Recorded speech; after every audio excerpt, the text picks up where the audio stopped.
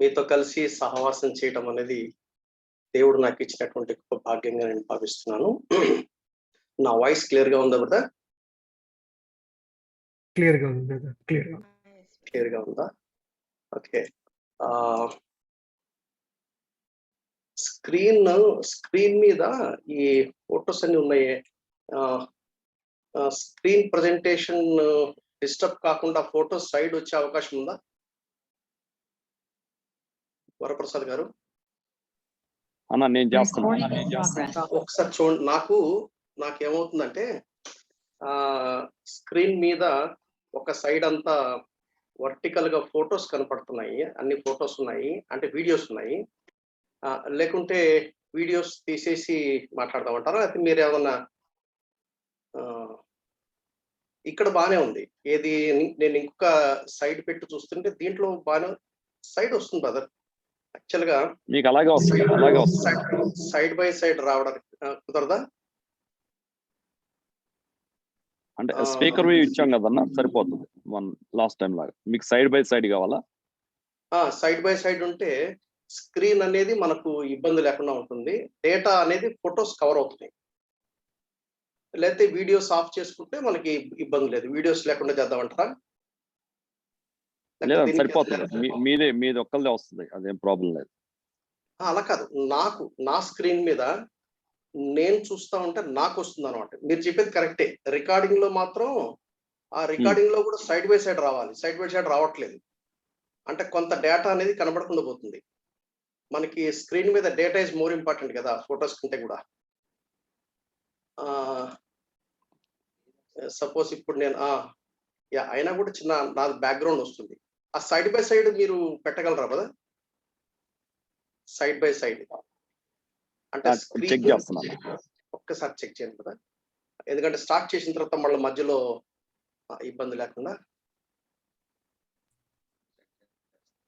Side by side mode ఒక్క నిమిషం. నేను నా దగ్గర నేను ట్రై చేస్తాను.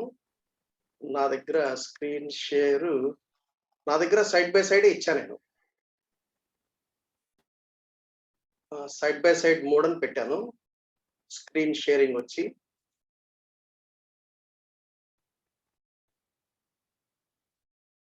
సరే ఇప్పటికి లాగిచ్చేద్దామంటే కానిచ్చేద్దాం. అంటే నాకు కొంచెం డేటా అనేది అడ్డం వస్తుంది స్క్రీన్ మీద. లేకంటే మనం అందరం వీడియోస్ ఆఫ్ చేసుకుందాము, ఒకటి స్క్రీన్ మీద మనకి వీడియో ఇంపార్టెంట్ కదా అనుకుంటే అట్లాగే చేద్దాం. మీరు ఏమంటారు? లేదన్న సరిపోద్ది అన్న, మాకు క్లియర్. మీ స్క్రీన్ బాగానే కనబడుతుంది వర కుమార్ గారు. మాకు అంటే స్లైడ్ నాకు కనపట్ల. మీరు అది మినిమైజ్ చేసుకోవాలి. మీ వ్యూ ఒక్కటి మినిమైజ్ చేసుకోవాలి. అంటే ఎట్లా ఇచ్చామంటన్నా, మీ ఫోటో పైన ఉంటది స్పీకర్ వ్యూ అన్నప్పుడు. తర్వాత మాకు కావాల్సింది కంప్లీట్ మీరు ఇచ్చింది మెసేజ్ ఏదైతే స్లైడ్ ఉందో క్లియర్ గా ఉంది. అది ఓకే. నాకు నా ల్యాప్టాప్ మీద ఈ వీడియోస్ అన్ని ఒక సైడ్ ఉన్నాయి అనమాట. అది ఇట్ ఇస్ ఆక్యుపైయింగ్. మీరు హైడ్ చేసుకోవచ్చన్నా, అది మీరు హైడ్ చేసుకోవచ్చు. అది ఏం హైడ్ చేయమంటారు? మధ్యలో మిడిల్ లో లైన్ ఒకటి వస్తుంది కదా, వీడియో ఏం చేయాలంటే hide video panel. Okay fine. Thank you brother, thank you. Me side చేసి చేయటం అంతా. Now I got it. నాకు ఈ ఐడియా లేదు. అదే నో ప్రాబ్లం. ఓకే.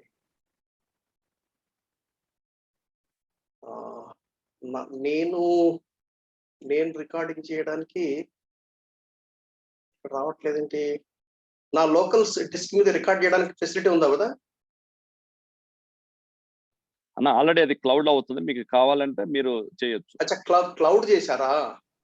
క్లౌడ్ లోనే ఉంటుంది అన్ని. ఎందుకంటే మీకు నేను మామూలుగా నా లోకల్ దాంట్లో చేసుకుంటాను.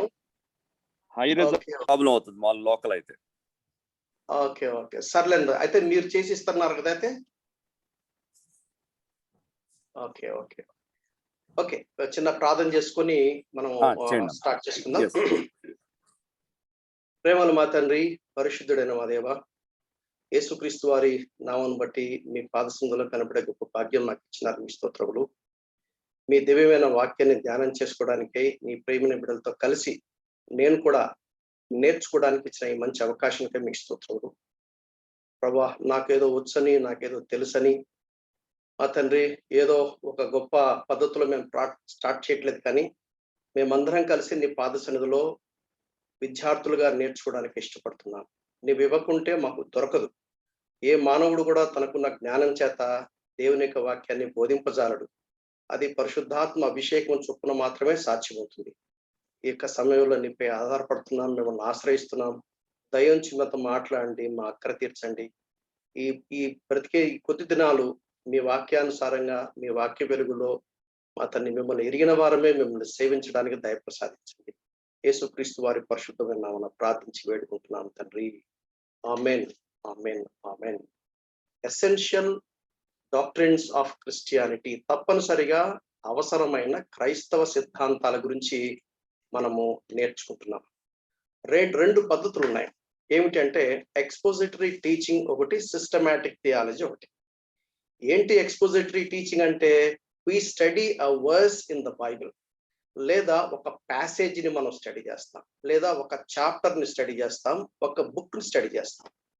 స్టడీ చేసేప్పుడు ఏం చేస్తామంటే ఆ ప్యాసేజ్లోనే ఉంటాం. ప్యాసేజ్ వదిలేసి మామూలుగా కంకార్డెన్స్ లో ఒక టాపిక్ గురించి స్టడీ చేస్తున్నప్పుడు వేరే వేరే చోట్లకి వెళ్ళి ఆ రెఫరెన్స్ తీసుకుంటాం. ఒక ప్యాసేజ్, ఒక టెక్స్ట్ గురించి మనం స్టడీ చేస్తున్నప్పుడు ఆ టెక్స్ట్ లోనే ఉండి దాని చుట్టుపక్కల ఉన్నటువంటి మిగిలిన టెక్స్ట్ యొక్క కాంటెక్స్ట్ ని బట్టి ఆథరు ఆడియన్స్ కి లేక రెసిపియన్స్ కి ఏం చెప్తున్నాడో దాన్ని బట్టి మనం ఏం చేస్తామంటే ఎక్స్పోజిటరీ టీచింగ్ చేస్తాం. దాని గురించి బ్రదర్ సురేష్ మున్గూరి గారు చాలా విపులంగా మనతో చర్చిస్తారు. అది ఓ వర్స్ తీసుకొని ఆ వచనం మీదనే మనం స్టడీ చేయొచ్చు, లేక ఒక ప్యాసేజ్ తీసుకొని ఆ ప్యాసేజ్ని స్టడీ చేయొచ్చు, లేక ఒక చాప్టర్ తీసుకొని ఆ చాప్టర్ని స్టడీ చేయొచ్చు, లేక ఒక బుక్ తీసుకోవచ్చు. 66 పుస్తకాలు ఉన్నాయి. అది ఎక్స్పోజిటరీ టీచింగ్ అంటారు. ఏంటి సిస్టమాటిక్ టీచింగ్ అంటే? సిస్టమాటిక్ థియాలజీ, సిస్టమాటిక్ టీచింగ్ అని అర్థం ఏంటంటే ఒక టాపిక్ కానివ్వండి, ఒక థీమ్ కానీ తీసుకొని ఆదికాండము మొదటి అధ్యాయం నుండి ప్రకటన గ్రంథం చివరి అధ్యాయం వరకు బైబిల్ గ్రంథం అంతట్లో కూడా ఆ పర్టికులర్ టాపిక్ గురించి కానివ్వండి, ఆ పర్టికులర్ థీమ్ గురించి కానివ్వండి, ఒక కాంప్రిహెన్సివ్ బిగ్ పిక్చర్ తీసుకుంటాం. అలాగే బైబిల్ డాక్ట్రిన్స్, ఇప్పుడు మనం వాటి గురించి స్టడీ చేయబోతున్నాం. అదొక క్యారెక్టర్ బైబిల్ స్టడీ కావచ్చు. ఒక క్యారెక్టర్ తీసుకున్నప్పుడు ఆ క్యారెక్టర్ గురించి ప్రారంభం నుంచి చివరకు ఏం చెప్పారు అని దాని గురించి ఒక ఆర్డర్లీ వేలో, ఒక సిస్టమేటిక్ గా ఒక మంచి బిగ్ పిక్చర్ కలిగి ఉండేదాన్ని సిస్టమాటిక్ థియాలజీ అంటారు. So expository teaching and systematic theology ఇవి రెండు మనకు అవసరమే. అయితే సిస్టమాటిక్ థియాలజీ టీచ్ చేసేటప్పుడు సైతము ఒక ఫర్ ఎగ్జాంపుల్ దావీదు గురించి మాట్లాడతాం, లేక పరిశుద్ధత గురించి మాట్లాడతాం, లేక ప్రార్థన గురించి మాట్లాడుతున్నప్పుడు మనం ఏం చేస్తామంటే ఆ సందర్భాన్ని మనం దృష్టిలో పెట్టుకుంటాం, ఆ కాంటెక్స్ట్ ని దృష్టిలో పెట్టుకుంటాము. ఆ హోల్ ప్యాసేజ్ లో ఆథరు రిసిపియన్స్ కి లేక వినేవారికి ఏదైతే చెప్తున్నాడో దాన్ని జాగ్రత్తగా గుర్తుపెట్టుకొని అప్పుడు మాత్రమే ప్రాపర్ ఆర్డర్ లో మనము స్టడీ చేయడానికి ప్రయత్నం చేస్తాం. That's also very important. అంతేగాని ఫర్ ఎగ్జాంపుల్ ప్రార్థన గురించి మాట్లాడితే, ఎందుకు చిన్న ఎగ్జాంపుల్ చెప్తాను. క్రీస్తు యేసు మహిమలో దేవుడు మీ ప్రతి అక్కర తీర్చును, ఫిలిప్పీ పత్రిక 4వ అధ్యాయంలో చెప్పిన వాక్యం. ఆ వాగ్దానం నేను తీసుకోవాలంటే నేను ఏం చేయాలి? ఆ హోల్ కాంటెక్స్ట్ లో ఫిలిప్పీ పత్రిక ఎందుకు రాశాడు? ఆ విశ్వాసులు ఈయన రోమా జైల్లో ఉన్నప్పుడు కానుక పంపించారు, వారి అక్కర తీర్చాడు, థ్యాంక్ యూ అని చెప్పడానికి ఫిలిప్పీ పత్రిక రాశాడు. అక్కడ ఏం చెప్తారంటే మీరు దేవునికి మీరు ఇచ్చినటువంటి ఆ యొక్క అర్పణలను బట్టి దానికి ప్రతిఫలంగా మీ ప్రతి అక్కర తీరుస్తాడు అని దాని తాత్పర్యం. మనం దేవునికి కానుకలుగా ఇవ్వటం కానీ దేవునికి సమర్పించడం అవేం జరగకుండా నాకు నా ప్రతి అవసరం తీర్చబడతా అంటే కుదరదు. ఆ పదం దానికి కాంటెక్స్ట్ సెట్ కాదు. అలాగే నన్ను బలపరచువాన్ని బట్టి నేను సమస్తము చేస్తానని 4:13 అంటాడు. ఇప్పుడు అది పట్టుకొని సమస్తం అంటే నాకు ఇష్టం వచ్చింది అందులో చెప్పించడానికి కుదరదు. ఆ కాంటెక్స్ట్ దేని గురించి రాయబడింది? దేవుడు నన్ను ఏ సందర్భంలో పెట్టినా నేను తృప్తిగా ఉంటాను అని పౌలు చెప్తాడు. చెప్తూ ఆ కాంటెక్స్ట్ నుంచి కిందికి తీసుకొస్తాడు. కాబట్టి ఆ ప్రామిస్ అనేది దానికి లింక్ ఉంటుంది అన్నమాట. మనం చేసే పొరపాటు ఏంటంటే we take text out of context. That's very dangerous. That is not proper. ఒక విషయం చెప్పనివ్వండి. ఈ దినాల్లో నేను ఒక అబ్జర్వేషన్ చేశాను ఏంటంటే వాక్యాన్ని మనం ప్రేమిస్తాం నిజమే, వాక్యంలోని సత్యాలు మనం తీసుకుంటాం నిజమే. ఆ వాక్యంలోని ఇంటర్ప్రిటేషన్ కనుక కరెక్ట్ గా లేకపోతే ఏమవుతుందంటే we cannot fix God responsible. God is responsible only when we interpret the scripture properly, and then God will definitely fulfill according to the scripture. అది చాలా ప్రాముఖ్యమైనది.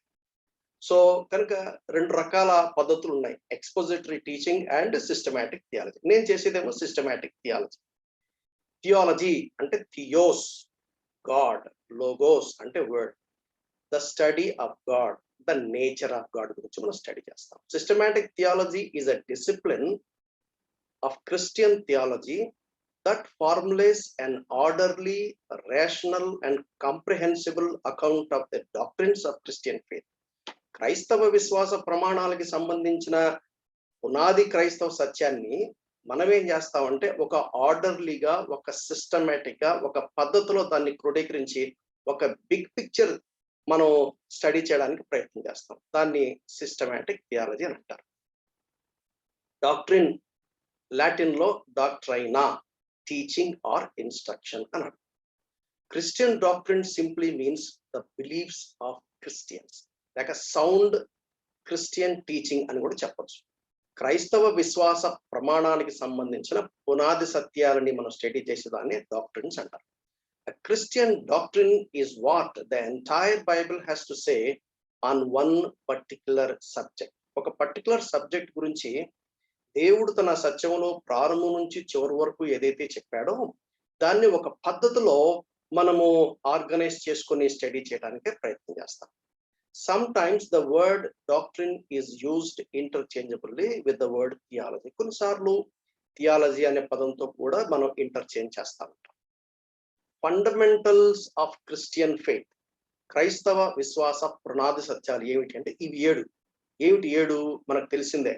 The inspiration of the scripture, దేవుని యొక్క వాక్యం. ఇది పరిశుద్ధ గ్రంథం. ఈ పరిశుద్ధ గ్రంథాన్ని ఈ పరిశుద్ధ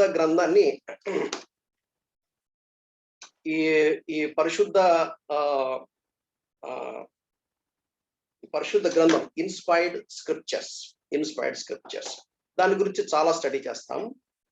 తర్వాత the triune God of the scripture, God doctrine on trinity గురించి కూడా మనము స్టడీ చేస్తాము. తర్వాత deity of the Lord Jesus Christ, యేసుక్రీస్తు వారి దైవత్వాన్ని మనము స్టడీ చేస్తాము. తర్వాత the virgin birth of Christ, యేసుక్రీస్తు వారి యొక్క పుట్టుక గురించి, అలాగే substitutionary atonement of Christ, bodily resurrection and second coming of Christ. వీటన్నిటి గురించి దాదాపు 10 to 11 డాక్ట్రిన్స్ లో మనము స్టడీ చేయడానికి ప్రయత్నం చేస్తాం. These are all the fundamental Christian faith. ఇందులో ఎక్కడ కూడా ఎట్టి పరిస్థితిలో రాజీ అనేది మనది లేదు. ఇప్పుడు నేనేం చేస్తానంటే సిస్టమాటిక్ థియాలజీ టీచ్ చేసినప్పుడు బౌండరీస్, మనం ఏ బౌండరీస్ మాక్సిమం ఏవి దాటకుండా జాగ్రత్తగా బోధిస్తే బాగుంటుందో దాని గురించి మనం స్టడీ చేయడానికి ప్రయత్నం చేద్దాం. What is the purpose of doctrine? ఎందుకు మనం స్టడీ చేయాలి? What is the purpose of study the doctrine? ఎందుకు స్టడీ చేయాలి? Correct belief about God leads to proper response to God and appropriate behaviour in life. అందుకనే ఎవరో భలే చెప్పారు, how do you behave determines what do you believe. నువ్వు ఏదైతే నమ్ముతావో, నీ విశ్వాస ప్రమాణం ఏవైతే ఉందో అది మన జీవితాల్లో అది ప్రతిబింబిస్తుంది. ఇట్ రిఫ్లెక్ట్స్ ఇన్ ఆ ప్రాక్టికల్ లైఫ్. ఇంకో మాటలో చెప్పాలంటే మనం బ్రతుకు మన విశ్వాసం ఏమిటో తెలియపరుస్తుంది. తెలియకనే మనం ఏమనుకుంటామంటే కొన్నిసార్లు మన విశ్వాసానికి మన లైఫ్ కి మ్యాచ్ ఉండదు. కానీ యాక్చువల్గా తెలుసో తెలియకో మన జీవన విధానం, లైఫ్ స్టైల్ ఎలా ఉంటుందంటే that is link to the faith system. అందుకనే మన బ్రతుకు మారాలంటే మన విశ్వాస ప్రమాణాల్లో వాక్యపు సత్యానికి అనుగుణంగా ఉండాలి. అందుకనే మనము స్టడీ చేయడానికి మనం ప్రయత్నం చేస్తాం. మనము biblical theology, the study of the Bible study చేస్తాము.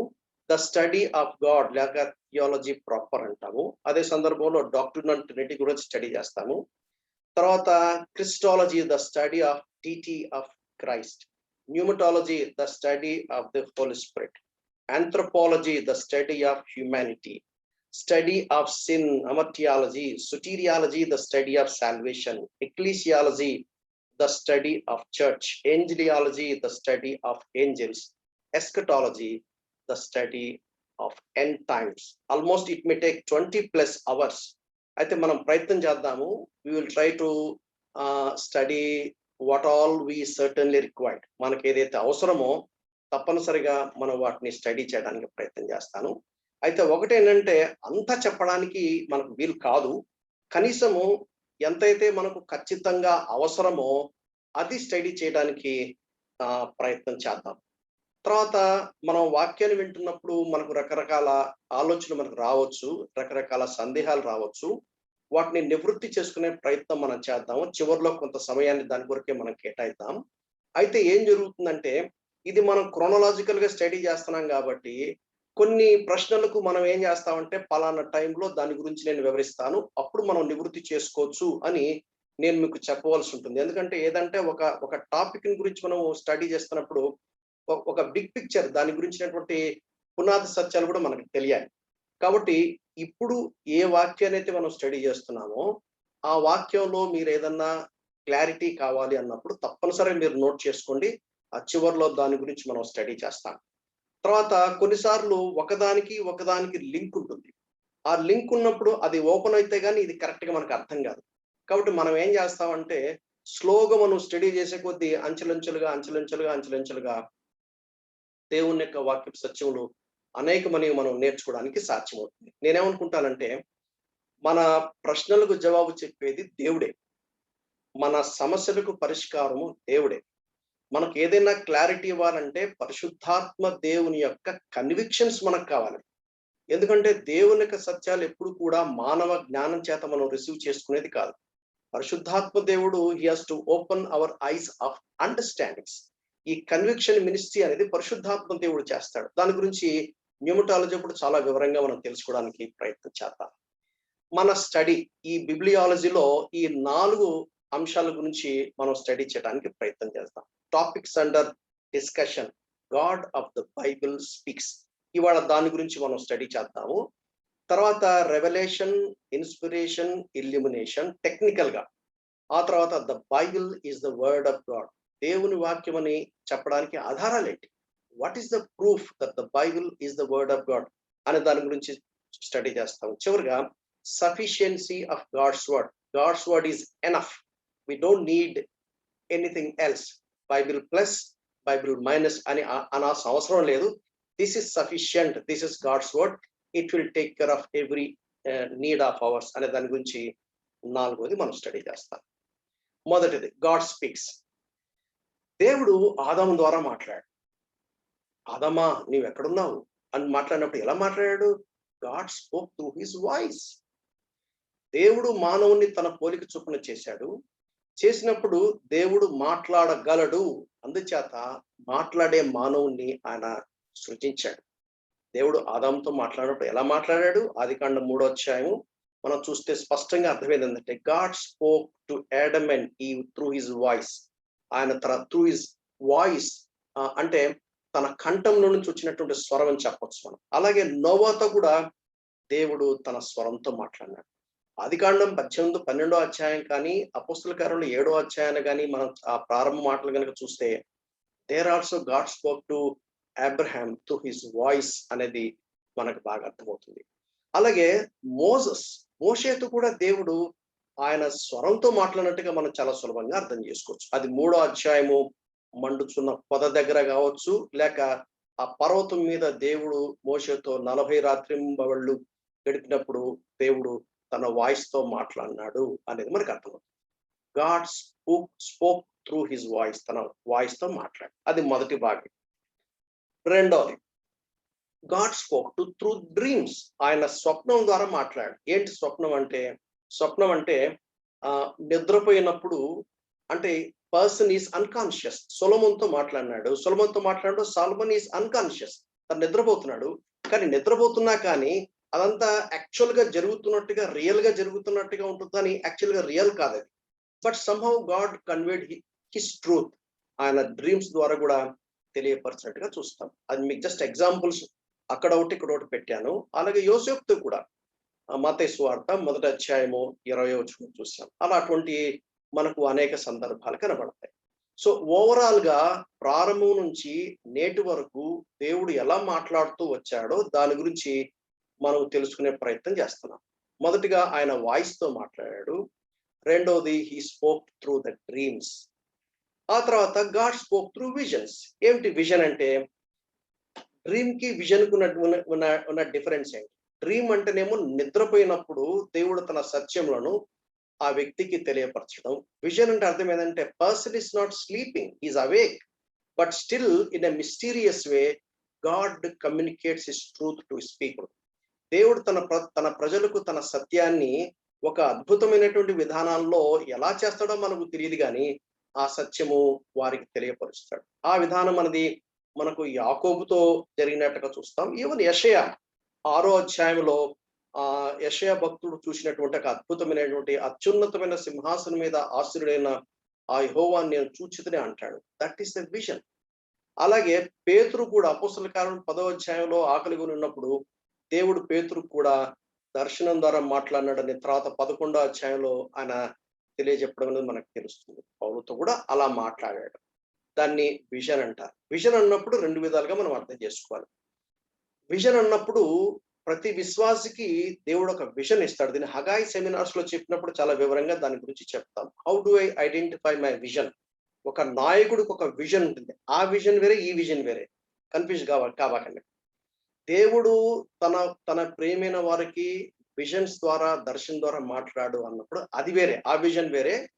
మనం లీడర్స్ కి ఒక నాయకుడికి ఉండవలసిన ఒక విజన్ అంటాం, ఆ విజన్ వేరే. ఈ రెండిటికి తేడా ఉంది. దాని గురించి మీరు దయచేసి గమనించే ప్రయత్నం చేయండి. ఇప్పటి వరకు మనం ఏం చూసాము? దేవుడు స్వరం ద్వారా మాట్లాడాడు, త్రూ హిస్ వాయిస్. రెండవది డ్రీమ్స్ ద్వారా మాట్లాడాడు. మూడవది విజన్స్ ద్వారా మాట్లాడాడు. ఆ తర్వాత గాడ్ స్పోక్ త్రూ క్రిస్టోఫానిస్. క్రిస్టోఫానిస్ అంటే ఇప్పుడు దాని గురించి వివరణ నేను మళ్ళీ తెలియపరుస్తాను. యాకోబు దేవునితో పోరాడి గెలిచెను అని అంటాడు. అదే మాట హోషేయ గ్రంథం 14వ అధ్యాయాలు కనుక చూసినట్లయితే ఆయన దేవదూతతో పోరాడును అని రాయబడింది. అదే 32వ అధ్యాయం 2వ భాగం చూస్తే ఆయన నరుడితో పోరాడనట్లుగా రాయబడింది. దాన్ని ఏమంటారంటే క్రిస్టోఫానిస్ అంటారు. దీని గురించి ఇంకా చాలా వివరంగా మనం చూస్తాము. ఇప్పుడు కొంచెం మాత్రం చూసి మనం ముందుకెళ్దాం. దేవుడు మోషేతో మాట్లాడినప్పుడు దట్ ఈస్ త్రూ క్రిస్టోఫానిస్, త్రూ వాయిసే. ఎలాగా? త్రూ క్రిస్టోఫానిస్. గిడియోన్స్ తో మాట్లాడింది ఏంటి? క్రిస్టోఫానిస్. జాషువాతో మాట్లాడింది ఏంటి? త్రూ క్రిస్టోఫానిస్. దాని గురించి ఇంకా మనం భవిష్యత్తులో ఇంకా వివరంగా చూడటానికి మనం ప్రయత్నం చేద్దాం. ఏంటి క్రిస్టోఫానిస్ అంటే? క్రిస్టోఫానిస్ అంటే అర్థమైందంటే temporary manifestations of God in some physical form, though God is pure spirit. దేవుడు ఆత్మస్వరూపి అంటే God is non physical, metaphysical అని అంట. కొన్ని టెక్నికల్ వర్డ్స్ వస్తూ ఉంటాయి, కొంచెం మీరు దయచేసి గమనించే ప్రయత్నం చేయండి. దేవుడు ఆత్మ గనక అంటే బౌద్ధికేతరుడు, నాన్ ఫిజికల్, మెటాఫిజికల్, భౌతిక నేత్రాలకి అందనివాడు. ఆ దేవుడు ఆయన తన ప్రేమైన వారికి కనపడినప్పుడు ఎలా కనపడ్డాడంటే ప్రభువుగా కనపడ్డాడు, యెహోవాగా కనపడ్డాడు, ఒక మానవుడిగా కనపడ్డాడు, ఒక దేవదూతగా కనపడ్డాడు. తర్వాత ఏంజిల్ ఆఫ్ ద లార్డ్ అని కూడా రాయబడింది. ఏంజిల్ గా కనపడ్డాడు, ఏంజిల్ ఆఫ్ ద లార్డ్ కూడా కనపడింది. దాన్ని ఏమంటారంటే క్రిస్టోఫానిస్ అంటారు. క్రిస్టోఫానిస్ అంటే యేసుక్రీస్తు మానవ అవతారంలో ఈ భూమి మీదకి రాక మునుపు ఆయన ఒక మానవుడుగా, ఒక ఏంజిల్ గా, ఏంజిల్ ఆఫ్ ద లార్డ్ గా, యెహోవాగా కనపడ్డాడు. దీని గురించి ఇంకా మనం వివరణ మనం భవిష్యత్తులో చూస్తాం కాబట్టి దాని అలా పాజులో పెట్టుకోండి, మనం ముందుకెళ్తాం. బహుశా మీరు చాలాసార్లు వినుంటారు. ఏమని వినుంటారు? యేసుక్రీస్తు ఆదికాండం 1వ అధ్యాయం 1వ వచనం నుండి ప్రకటన గ్రంథం చివరి అధ్యాయం చివరి వచనం వరకు కనబడతాడు అని మీరు బహుశా చాలాసార్లు వినుంటారు. దాని గురించిన సందర్భాన్ని గురించి నేను ప్రస్తావిస్తా ఉన్నాను. ఆ తర్వాత God spoke through metaphorical descriptions. దాని గురించి వాట్ ఈస్ మెటాఫార్, దాని గురించి కూడా చాలా వివరంగా మనం డిస్కస్ చేస్తాము. అయితే మీకు కొన్ని మాటలు మీకు పరిచయం చేస్తున్నాను, మీరు దయచేసి ఆలకించండి. ఇంకా కొంచెం క్లారిటీ మనకు ముందుకెళ్లే కొద్దీ బాగా వివరంగా స్టడీ చేయడానికి ప్రయత్నం చేస్తాం. 3 పద్ధతులు ఉపయోగించాడు మెటాఫారికల్ డిస్క్రిప్షన్స్ లో. ఒకదాన్ని ఏమన్నాము? ఆంథ్రోపోమార్ఫిజం అన్నాం.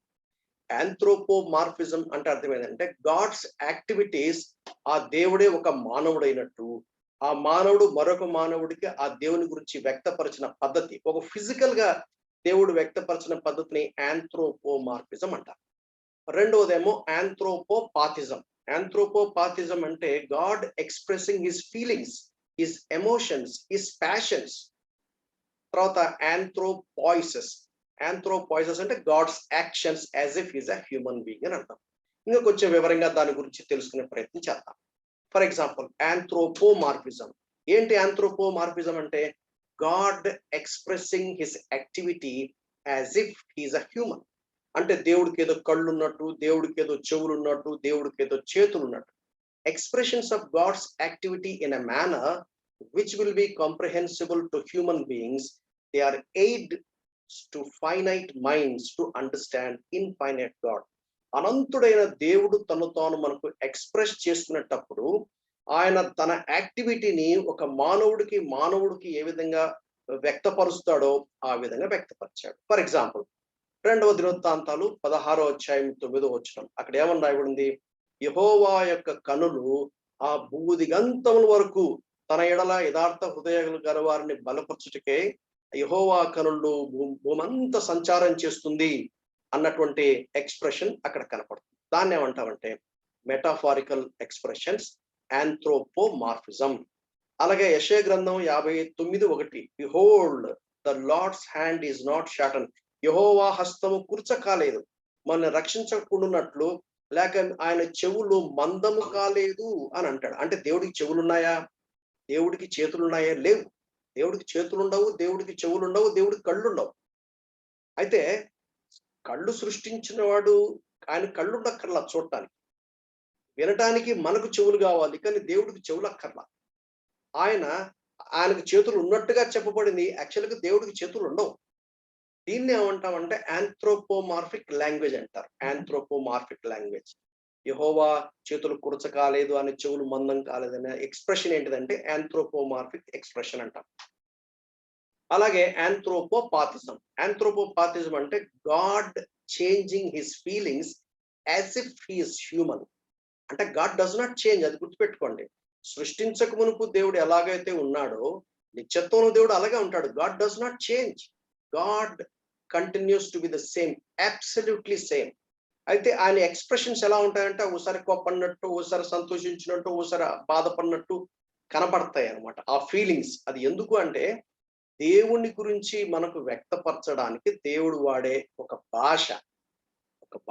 రోమపత్రిక 1వ అధ్యాయం 18వ వచనం.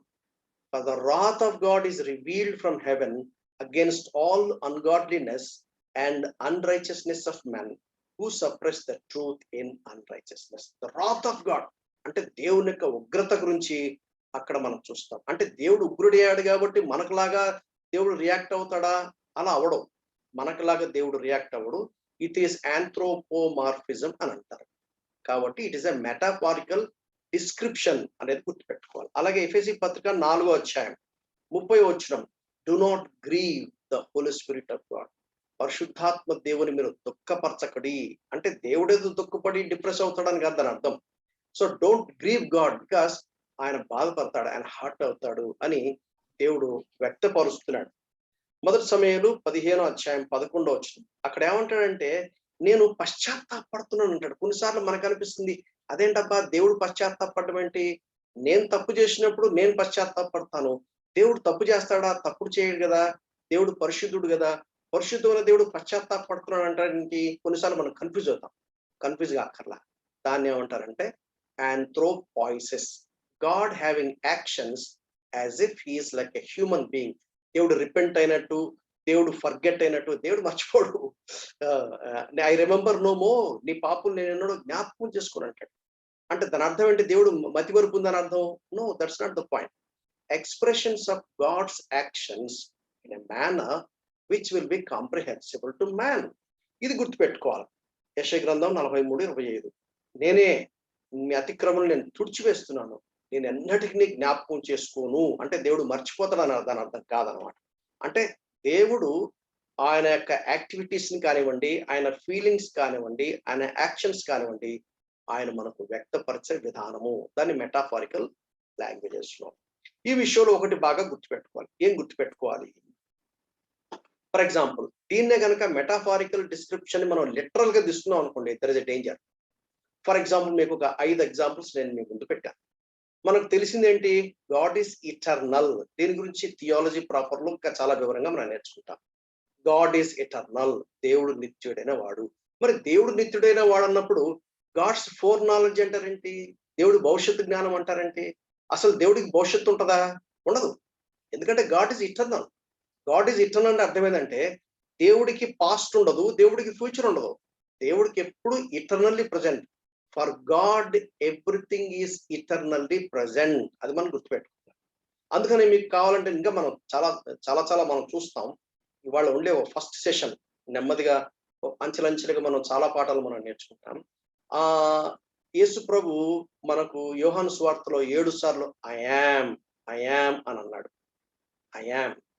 ఇదే పదము నిర్గమకాండం 3వ అధ్యాయం 15వ వచనంలో మోషే అడుగుతాడు, నీ పేరేం పేరు? మరి వాళ్ళు అడుగుతారు నన్ను, ఎవరు పంపించారని నేనేం చెప్పాలి? దయచేసి నీ పేరు చెప్తావా అని అడిగాడు. అడిగినప్పుడు అక్కడ ఏం చెప్పాడు తెలుసా? యాహ్వే అని అన్నాడు. యాహ్వే. యాహ్వే అంటే అర్థం ఏంటి? ఐ యామ్ అన్నాడు. I am that I am. I am who I am. I am. I was కాదు, ఐ వుడ్ బి కాదు. అదే యోహాను సువార్త 8వ అధ్యాయంలో ఐ యామ్ బిఫోర్ అబ్రహాం అన్నాడు. Actually it is a bad grammar but good theology and correct theology. So కాబట్టి God is eternal అని చెప్తాం కాబట్టి గాడ్స్ ఫోర్ నాలెడ్జ్ అని అది ఎందుకు అంటే మనకు అర్థం కావడానికి. It is a metaphorical language. ఎందుకు మనం ఈ విధంగా మనం చర్చించుకుంటున్నాం అంటే వాక్యాన్ని ధ్యానం చేసేటప్పుడు there are no contradictions in the Bible అనేది మనకు అర్థం కావాలి. ఒక లాంగ్వేజ్ ఉన్నప్పుడు ఆ లాంగ్వేజ్ కి గ్రామర్ ఉంటుంది. ఒక లాంగ్వేజ్ కుంటే ఆ లాంగ్వేజ్ కి ఒక డిక్షనరీ ఉంటుంది. ఆ లాంగ్వేజ్ కి వొకాబులరీ ఉంటుంది. లాంగ్వేజ్ కి వొకాబులరీ ఉంటుంది, లాంగ్వేజ్ కి డిక్షనరీ ఉంటుంది, లాంగ్వేజ్ కి గ్రామర్ ఉంటుంది. కాబట్టి ఆ లాంగ్వేజ్ మనం యూజ్ చేసేటప్పుడు నా ఇష్టం వచ్చిన పదాలు నేను వాడడానికి వీల్లేదు. I have to go back to the dictionary, find out its meaning and then I have to have the same meaning. నా సొంత పదాన్ని పెట్టేసి బ్లాక్ అంటే బ్లాక్ ఇస్ ఫర్ ఎవ్రీబడి. నాకు బ్లాక్, అదే బ్లాక్ మీకు బ్లూ అవటానికి వీల్లేదు. మీకు ఎల్లో అయితే నాకు కూడా అది నాకు ఎల్లోనే. మీకు ఎల్లో, నాకు ఆరెంజ్, ఇంకొకరు blue. That's what the system. హిందూయిజంలో మనం చూస్తాం. డిఫరెంట్ రిలీజియస్ సిస్టమ్ లో they have learn to live with contradictions. But Bible has no contradictions. చూడటానికి సూపర్ఫిషియల్ గా కాంట్రడిక్షన్ లా కనపడుతుంది, కానీ దాని ప్రాపర్ ఇంటర్ప్రిటింగ్ ప్రిన్సిపల్స్ కనుక ఆ సిస్టమ్ కనుక జాగ్రత్తగా తెలుసుకుంటే we enjoy the word of God. how God communicate అంటే ఎవరికి అర్థం కావాలో వాళ్ళకి అర్థమవుతుంది, అందరికి అర్థం కాదు. ప్రియమైన సోదరి సోదరులారా, గాడ్స్ ట్రూత్ ఈజ్ ఎక్స్పెన్సివ్. దేవుడి యొక్క సత్యం చాలా విలువైనది అని అందరికి ఇప్పుడు ఎవరికైతే ఇస్తాడో వాళ్ళకి ఇస్తాడు, సంచేస్కి ఇస్తాడు.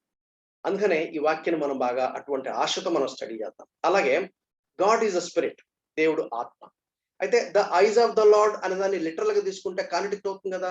We cannot take literally. కాబట్టి we have to take in a metaphorical language. Impassibility అంటారు. ఇంపాసిబిలిటీ అంటే అర్థం ఏంటంటే God does not experience pain or pleasure. God does not experience pain or pleasure from actions of the other being. Latin లో in అంటే not అని అర్థం. పాసిబిలిటీస్ అంటే పాసిబిలీస్ అంటే able to suffer, experience emotion అని అర్థం అన్నమాట. ఇప్పుడు ఐ గ్రేట్లీ రిగ్రెట్. దేవుడు పశ్చాత్తాపడతాడా? పశ్చాత్తాపడు. దేవునికి తెలియదా? తెలుసు. బట్ మనకు అర్థం కాదు. We don't know why it has happened. But as we keep walking with God slowly, bit by bit, will be able to understand many things about God. So కాబట్టి I greatly regret అనేది మనుషులమైన మనం ఎలా regret అవుతామో దేవుడు అలా regret అవ్వడు అనే విషయాన్ని గ్రహించాలి. అందుకనే it is diametrically opposite to impassibility of God. అలాగే God is omni present. Omni present అర్థం ఏంటి? At every time God is available always. God is not absent. అంటే God is beyond time, space, matter అని దాని అర్థం అన్నమాట.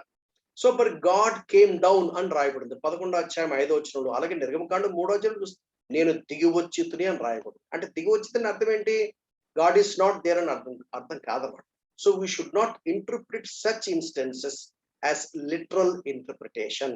అది మెటాఫారికల్ language అని మనం అర్థం చేసుకోవాలి. అంటే మన దేవుడు నన్ను ఎంత ప్రేమించాడో, నా బాధలు చూసి, నా ఇబ్బందులను చూసి నన్ను రక్షించడానికి నా దగ్గరికి దిగి వచ్చాడు అని నేను అర్థం చేసుకోవడానికి దేవుడు తన సత్యాన్ని నాకు తెలియపరిచాడు. అలాగే 1 కొరింథీ 10వ అధ్యాయం 4వ వచనంలో దట్ రాక్ వాస్ క్రైస్ట్, ఆ బండ క్రీస్తే అని అన్నాడు. అంటే యేసుక్రీస్తు బండ అవుతాడా? బండ అవడు. God is infinite. God is infinite అంటే ఆయన మితి లేనివాడు, ఆయన హద్దులు లేనివాడు, ఆయన అంతు చిక్కని వాడు. అటువంటి అంతు చిక్కని వాడు నువ్వు రాయిలాగా మనం చేస్తావా? చేయటానికి వీల్లేదు. It is a metaphorical language description అనేది మనము అర్థం చేసుకోవాలి. కాబట్టి ఇటువంటి సిచ్యువేషన్స్ వచ్చినప్పుడు ఎలా ఇంటర్ప్రిట్ చేయాలో మనం నేర్చుకోవాలి. So let us recap. మనం ఏమేమి నేర్చుకున్నాము? In the Old Testament God spoke through voice, God spoke through dreams, God spoke through visions, God spoke through Christophanies, God spoke through metaphorical descriptions or way. తర్వాత మనకు తెలుసు దేవుడు మోషే ద్వారా ధర్మశాస్త్రాన్ని ఇచ్చాడు. ఆ తర్వాత దేవుడు ఏం చేశాడు? ప్రవక్తలను, ప్రాఫిట్స్ ని ఆయన ఏర్పాటు చేసుకుని మలాకి గ్రంథం వరకు కూడా దేవుడు తన ప్రజలతో మాట్లాడుతూ వచ్చాడు. అంటే వాళ్ళు ముందు మాట్లాడినారు, మాట్లాడింది మనకు లిఖితమైంది. It has become a scripture, అది మనకు లేఖనాలైంది. సో దేవుడు మనతో మాట్లాడాడు వాయిస్ ద్వారా, డ్రీమ్స్ ద్వారా, విజన్స్ ద్వారా, క్రిస్టోఫానిస్ ద్వారా, metaphorical way and law of Moses and through prophets. New టెస్ట్మెంట్కి వచ్చేటప్పటికి దేవుడు ఎలా మాట్లాడాడు? Through incarnation. ఇన్కార్నేషన్ అర్థం ఏంటి? దేవుడు మానవ అవతారములో రావటాన్ని ఇన్కార్నేషన్ అంటారు. అంటే సువార్తల్లో చూసినట్లయితే యేసుక్రీస్తు ఆయన మానవుడిగా మన మధ్యలో నివసించాడు, ఆయన మనతో సంచారం చేశాడు. దాదాపు 30 years బైబిల్ ఏం చెప్తుందంటే he lived on the face of the earth just like you and me. ఒక్కటే తేడా ఏంటంటే ఆయన పాపము లేనివాడుగా, కన్యక గర్భమును జన్మించిన వాడు, పాపము లేనివాడుగా, పరిశుద్ధంగా ఒక మానవుడు దేవుని పైన ఆధారపడి ఎలా జీవించడానికి సాధ్యమవుతుందో ఒక మోడల్ గా ఉండటానికి యేసుప్రభు మనకు జీవించాడు. అందుకని నేనేమంటానంటే మనం ఎవరం కూడా నువ్వు దేవుడు కాబట్టి అలా ఉన్నావు, నేను మనిషిని, నా బాధ నన్ను ఎవరు అర్థం చేసుకుంటారు అని మనం ఎవరు అంటానికి వీల్లేదు. ఎందుకంటే దేవుడు మానవుడిగా దిగి వచ్చాడు. మనం ఎటువంటి శోధనలు గుండా వెళ్ళాడో అటువంటి శోధనలు గుండా వెళ్ళాడు. అయితే ఆయన పాపము లేని వాడుగా ఉన్నాడు అనే విషయం మనకు అర్థమవుతుంది. తర్వాత మనకి సువార్తల తర్వాత దేవుడు ఎలా మాట్లాడాడు? Through అపోజల్స్ and profits, acts to revolution. ఇప్పుడు మనతో ఎలా మాట్లాడుతున్నాడు? Through the word of God, దేవుని యొక్క వాక్యం ద్వారా మనతో మాట్లాడుతున్నాడు. That is from AD 95 and AD 96 నుండి. అంటే ప్రకటన గ్రంథము చిట్ట చివరి గ్రంథము 95-96 లో రాయబడింది. ఆ తర్వాత నుండి ఆయన మనకు లిఖిత పూర్వకమైనటువంటి ఈ యొక్క బైబిల్, దేవుని యొక్క గ్రంథమైన బైబిల్ ద్వారా ఆయన మనతో మాట్లాడుతున్నాడు. God of the Bible speaks. మనము ఎంతసేపు అనుకున్నాము? మనకి ఇంకా స్టిల్ we have time కదా? Yes, we have time. We can go further. We can go further. We have 50 minutes. Yeah, we will do that.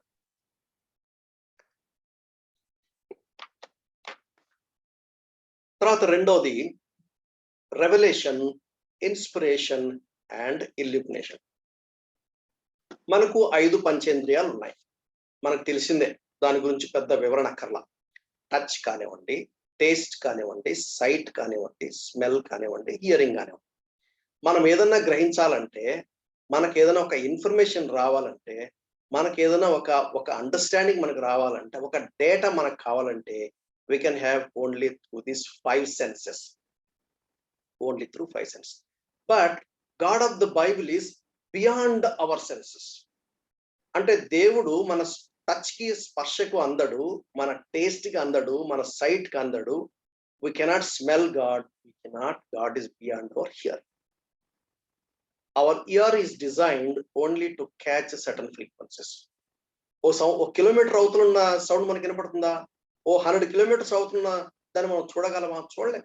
Our eyes are designed with a purpose. Our ears are designed with a purpose. we cannot taste everything, we cannot touch everything, we cannot see everything. There are certain limitations.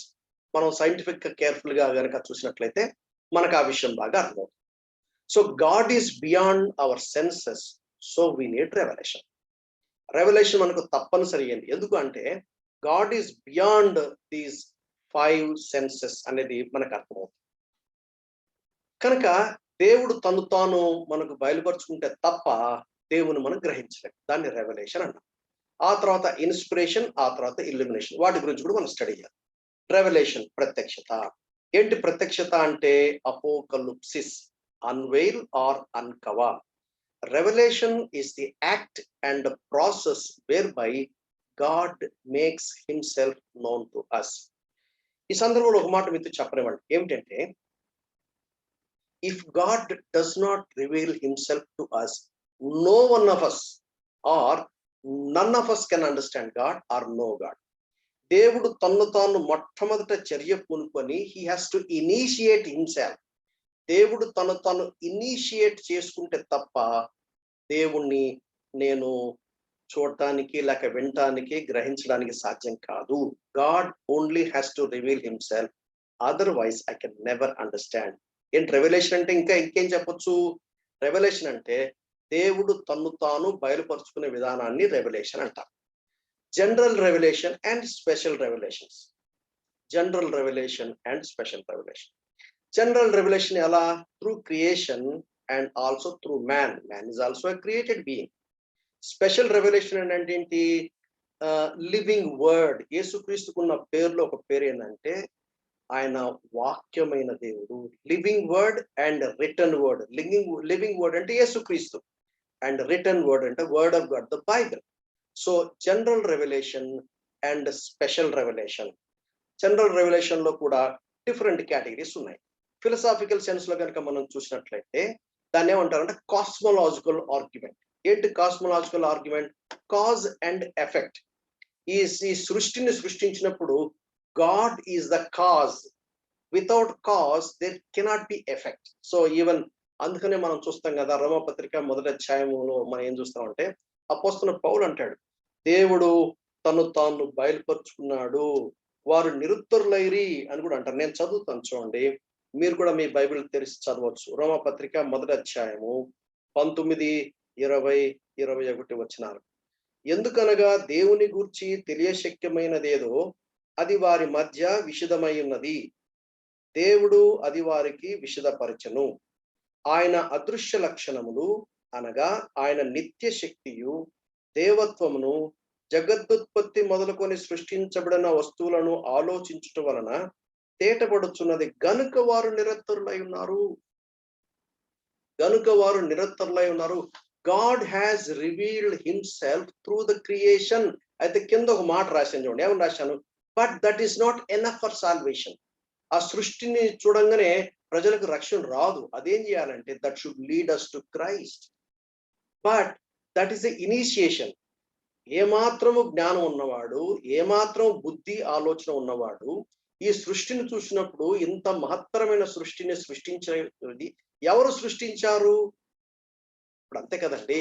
ఇప్పుడు cause and effect. ఒక effect రావాలంటే దాని వెనక cause ఖచ్చితంగా ఉండి తీరాలి. కొన్నిసార్లు ఆ ఎఫెక్ట్ ని మనం గ్రహించడానికి మన జ్ఞానం సరిపోదు. అంటే దాన్ని బట్టి దాని వెనకున్నటువంటి కాజ్ యొక్క గ్రేట్నెస్ ఎంత గొప్పదో అది సింప్లీ గ్రేట్. దీన్ని కాస్మోలాజికల్ ఆర్గ్యుమెంట్ అంటారు. There is an effect and so there is a cause. అందుకనే దేవుడు లేవుడు అనే నాస్తికత్వం చల్లదు. వాళ్ళు దీని గురించి మాట్లాడితే వాళ్ళు జవాబులు చెప్పలేరు. Cosmological argument, that is number 1A, cause and effect.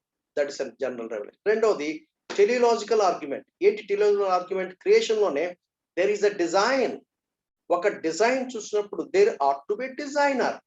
ఒక పుష్పాన్ని చూసినప్పుడు దానికి రంగు ఎవరు ఇచ్చారు? దానికి అద్భుతమైనటువంటి ఆ డిజైన్, ఆ షేప్, ఆ బ్యూటీ ఎవరిచ్చారు? That is God's revelation. ఒక ఆర్ట్ ను చూసినప్పుడు ఆర్టిస్ట్ గుర్తు రావాలి. ఆర్టిస్ట్ లేకుండా ఆర్ట్ ఎక్కడి నుంచి వస్తుందండి? కుదరదు. అది ఇట్స్ నాట్ యాక్సెప్టబుల్. అందుకనే దేవుడు లేడు ఎవడైతే వాదించడానికి ప్రయత్నం చేస్తారో వాళ్ళు దీని గురించి ఒక్క మాట మాట్లాడలేరు. వాళ్ళు మౌనంగా ఉండాల్సిందే. ఇది టెలిలాజికల్ ఆర్గ్యుమెంట్. మొదటిది కాస్మలాజికల్ ఆర్గ్యుమెంట్, రెండవది teleological argument, design and designer. మూడవది ఆంథ్రోపాలజికల్ ఆర్గ్యుమెంట్, ఆంథ్రోపోస్ అంటే మ్యాన్. దాని గురించి మళ్ళీ మనం చాలా వివరంగా మనం డిస్కస్ చేస్తాం, ఒక డాక్ట్రిన్ ఉంది దాని మీద. ఏంటి ఆంథ్రోపాలజికల్ ఆర్గ్యుమెంట్ అంటే? కాన్షియన్స్, మనస్సాక్షి. ఈ మనస్సాక్షి అనేది ధర్మశాస్త్రం పనిచేసినట్టుగా పనిచేస్తుందని రోమాపత్రిక 2వ అధ్యాయం కూడా అపొస్తలుడైన పౌలు అంటాడు. ఈ కాన్షియన్స్ అనేది ఒక మారల్ నేచర్ ని ఎక్స్ప్రెస్ చేస్తుంది. మారల్ నేచర్ ఎక్కడి నుంచి వచ్చింది? మారల్ లా గివర్ ఉన్నాడు. మారల్ లా గివర్ లేకుండా మారల్ నేచర్ ఎక్కడి నుంచి వస్తుంది? రాదు. So there is God behind that moral. Who should dictate what is right, what is wrong? Who should tell us what is true, what is false? Who should tell us what is good, what is bad? That's a moral nature. There is a moral lawgiver. And so God revealed himself through the anthropological argument, that is through conscience. That is 1C. నాలుగోది ontological argument. ఏంటి ontological argument అంటే? అదే ఎక్లీషియాస్టస్ chapter 3 verse 11 అంటాడు. ప్రసంగి 3:10 అంటాడు, 10:11లో దేవుడు మానవ హృదయంలో, ఆయన NIV వర్షన్ లో భలే అంటాడు, God created eternity in the hearts of the human being. అది మనం తర్వాత మనం చూస్తాము. దేవుడు మానవుని తయారు చేసినప్పుడు తన పోలికలో చేశాడు. తన పోలికలో చేసినప్పుడు ఒక వెసులుబాటు ఏం కలగజేశాడంటే, God can dwell in the hearts of the human being. అయితే ఇప్పుడు ఏదైనా తోట ఆదికాండం 3వ అధ్యాయంలో ఆదాము అవ్వలు చేసిన పాపమును బట్టి దేవుని సన్నిధి నుంచి వాళ్ళు వెళ్ళగొట్టబడ్డారు. So the presence of God, they were driven away from the presence of God. And అర్థమంటే they were away from the presence of God. They are alienated from the presence of God. అంటే వారి హృదయంలో దేవుడు ఉండి ఉండవలసింది, అయితే దేవుని సన్నిధి నుంచి వాళ్ళు వెళ్ళగొట్టబడ్డారు. ఆ గ్యాప్, ఆ ఎంప్టీనెస్ ఏం చేసిందంటే, it always quest for God. ఆ దేవుని గురించినటువంటి ఆశ, ఆ దేవుని గురించినటువంటి ఆకాంక్ష, ఆ కోరిక, ఆ తీవ్రమైనటువంటి పట్టుదలతో ఎన్నో దేవుళ్ళు దేవతలు రావడానికి కారణం ఏంటంటే, ఆ దేవుణ్ణి వెతకాలని, ఆ దేవుణ్ణి కనుగొనాలని, ఆ దేవుణ్ణి ఆరాధించాలని, ఆ దేవుణ్ణి పూజించాలని ప్రతి మానవుడికి ఉన్నటువంటి క్వెస్ట్. అదే యేసుక్రీస్తు వారు 4వ అధ్యాయం యోహాను సువార్తలో అంటాడు, I am the living water. జీవజలాన్ని నేనే, నీ ఆకలిని, నీ దాహాన్ని తీర్చగలిగిన వ్యక్తిని నేనే. I am the one who can quench the quest of your hunger, a spiritual hunger, a spiritual thirst. ఎక్కడి నుంచి వచ్చింది? There is God behind it. The idea of God to the reality of God. Ontological argument. రెండవది special revolution. దీని గురించి ఇంకా చాలా వివరంగా మనం చూస్తాము. Through the Lord Jesus Christ. యేసుక్రీస్తు సువార్తల్లో ఏ విధంగా తన ప్రారంభ భూమి మీద ఆయన రక్షణ సువార్త ప్రకటిస్తూ, ఆయన రక్షకుడుగా తను తాను పరిచయం చేసుకుంటూ, దేవుడిగా మెస్సయ్యగా పరిచయం చేసుకునే విధానాన్ని మనం సువార్తలో చాలా వివరంగా చూస్తాం. So Christ is enough for everything, not Christ plus or not Christ minus. Christ is enough for everything, for all అని మనం స్పష్టంగా చెప్పచ్చు. దాని గురించి ఇంకా మనం తర్వాత మనం చూస్తాం.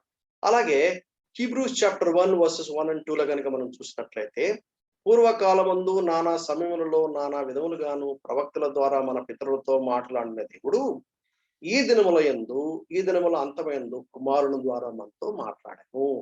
మనం గతంలో మనం ఏం చూసాము? ఆయన స్వరం ద్వారా మాట్లాడాడు, ఆయన డ్రీమ్ ద్వారా మాట్లాడాడు, ఆయన విజన్ ద్వారా మాట్లాడాడు, ఆయన క్రిస్టోఫానిస్ ద్వారా మాట్లాడాడు, ఆయన మెటాఫారికల్ డిస్క్రిప్షన్స్ ద్వారా మాట్లాడాడు, ఆయన మోషే ధర్మశాస్త్రం ద్వారా మాట్లాడాడు, ఆయన ప్రవక్తల ద్వారా మాట్లాడాడు. అయితే ఈ దినములో అంతమంది, అదే నానా సమయములలోనూ నానా విధములుగాను అన్నప్పుడు నేను చెప్పిన లిస్ట్ అంతా కవర్ అవుతుంది. పూర్వకాలమందు నానా సమయములలోనూ నానా విధములుగాను అంటే నేను చెప్పిన లిస్ట్ అంతా కవర్ అయిపోతుంది. ప్రవక్తల ద్వారా మాట్లాడిన దేవుడు ఈ దినముల అంతమందు కుమారుని ద్వారా అంటే యేసుక్రీస్తు ద్వారా మనతో మాట్లాడాను. కాబట్టి దీన్ని బట్టి మనం అర్థం చేసుకోవాల్సిన ఒక సత్యం ఏంటి? No more voice.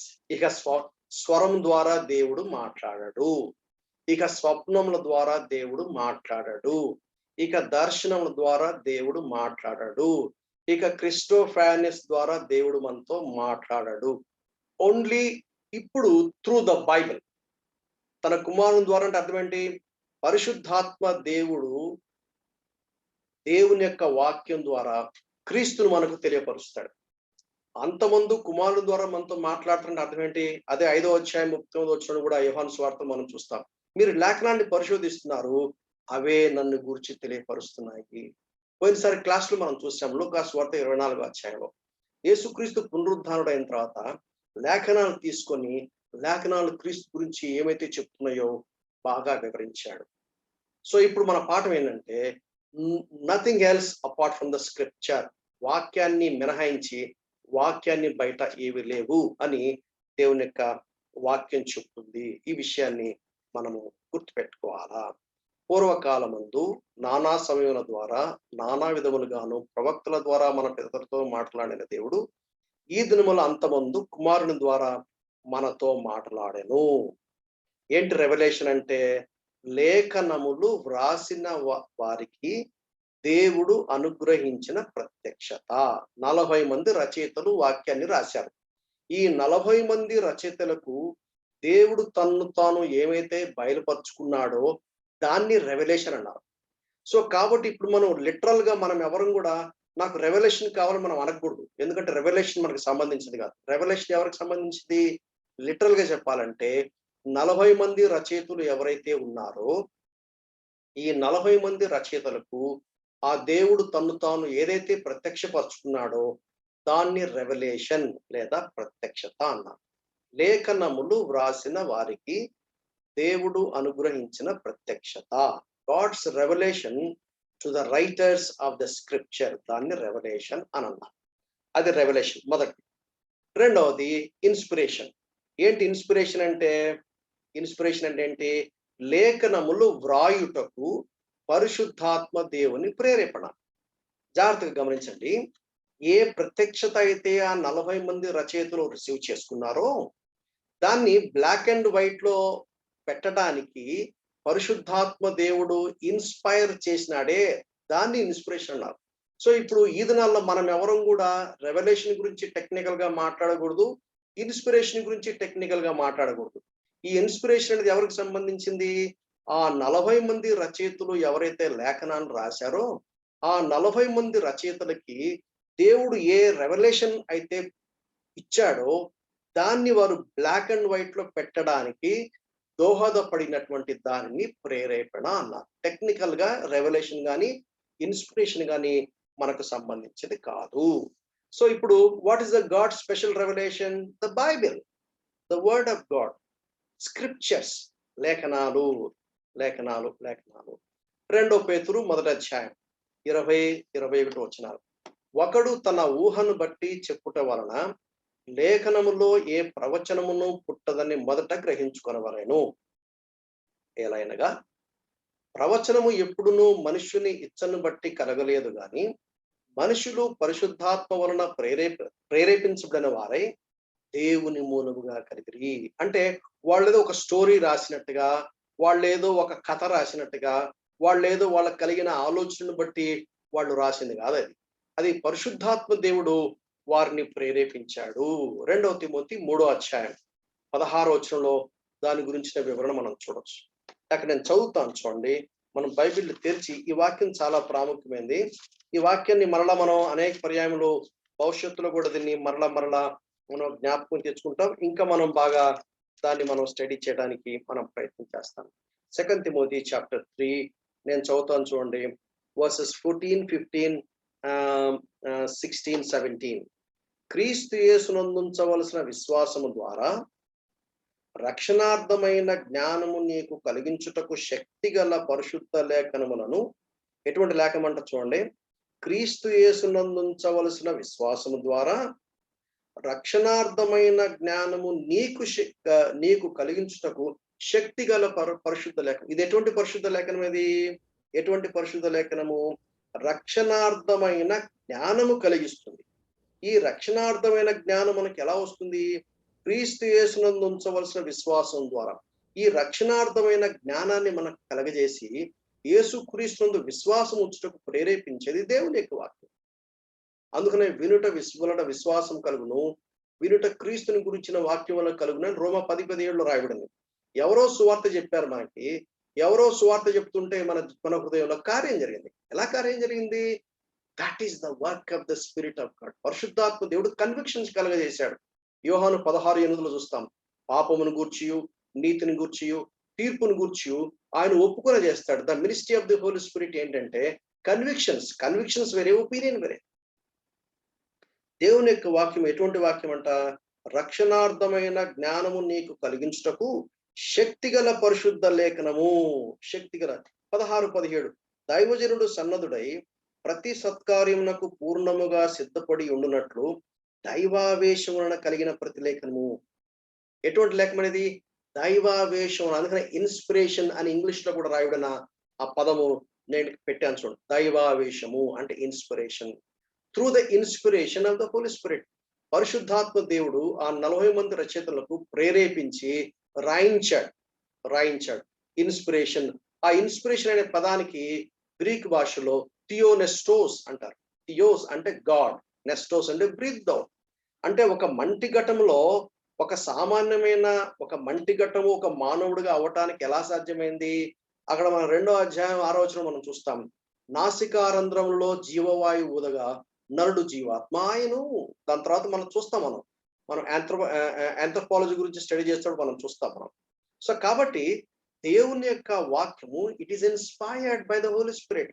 పరిశుద్ధాత్మ దేవుడు ఇన్స్పైర్ చేశాడు. థియోనెస్టోస్ అంటే గాడ్ బ్రీత్డ్ అవుట్. పరిశుద్ధాత్మ దేవుడు ఇన్స్పిరేషన్ వల్ల ఇచ్చింది 4 పనులు చేస్తాయట. 4 పనులు. మొదటిది డాక్ట్రైన్, ఉపదేశిస్తుంది. రెండవది ఖండిస్తుంది. మూడవది తప్పుదిద్దుతుంది. నాలుగవది నీతి యందు శిక్షణ చేస్తుంది. 4 పనులు చేస్తుంది. పరిశుద్ధాత్మ దేవుడు దేవుని యొక్క వాక్యాన్ని ఉపయోగించి రక్షణార్థమైన జ్ఞానాన్ని మనం కలిగించే నేపథ్యంలో ఈ 4 పనులు చెప్తుంది. 4 పనులు. దీన్ని మనం ఏమంటామంటే వర్బల్ ప్లీనరీ ఇన్స్పిరేషన్ థియరీ. దీంట్లో రకరకాల థియరీస్ ఉన్నాయి. అయితే మనం నమ్మేది ఏంటి? ప్లీనరీ అంటే కంప్లీట్ ఆర్ ఫుల్. వర్బల్ అంటే the very words of the scripture. This view says that every single word in the Bible is the very word of God. Bible contains word of God అంటారు కొంతమంది. అంటే ఈ బైబిల్లో దేవుని వాక్యం ఉంది అంటే బైబిల్ అంతా దేవుని వాక్యం కాదు, అక్కడక్కడ దేవుని వాక్యం ఉంది. We discard, we reject that thought, that school of thought. What we believe is verbal plenary inspiration theory. అంటే ప్లీనరీ అంటే కంప్లీట్ ఆర్ ఫుల్ అని అర్థం. వర్బల్ అంటే the very words of the scripture. This view says that every single word in the Bible is the very word of God. It's not just the ideas or thoughts that are inspired, but words themselves. This is what we believe. ఇది బాగా గుర్తుపెట్టుకోండి. ఏంటి verbal plenary inspiration theory అంటే every single word in the Bible is the very word of God. It's not just the ideas or thoughts that are inspired, but the words themselves. అంటే we're talking about the original scripture. We are talking about the original script. These are all the translations. ఇక్కడ అక్కడక్కడ ఏదన్నా చిన్న అక్షరాలు పొల్లు ఏదైనా చిన్న వ్యత్యాసం ఉంటే ఉండొచ్చు, కానీ వాళ్ళు మాడిఫికేషన్ చేసినప్పుడు వాళ్ళు దాన్ని ఉన్నట్టుగా మనకు చేస్తారు. ఆ విషయాన్ని మనం గుర్తుపెట్టుకోవాలి. Verbal plenary inspiration theory, that's what we believe. ఏంటి ఉపదేశించుటకు అంటే ఏమి నమ్మాలో, మనం ఏవి నమ్మాలో చెప్తుంది దేవుని వాక్యము. డాక్ట్రైన్ డిడాస్కాలియా అంటే టీచింగ్ అని అర్థం.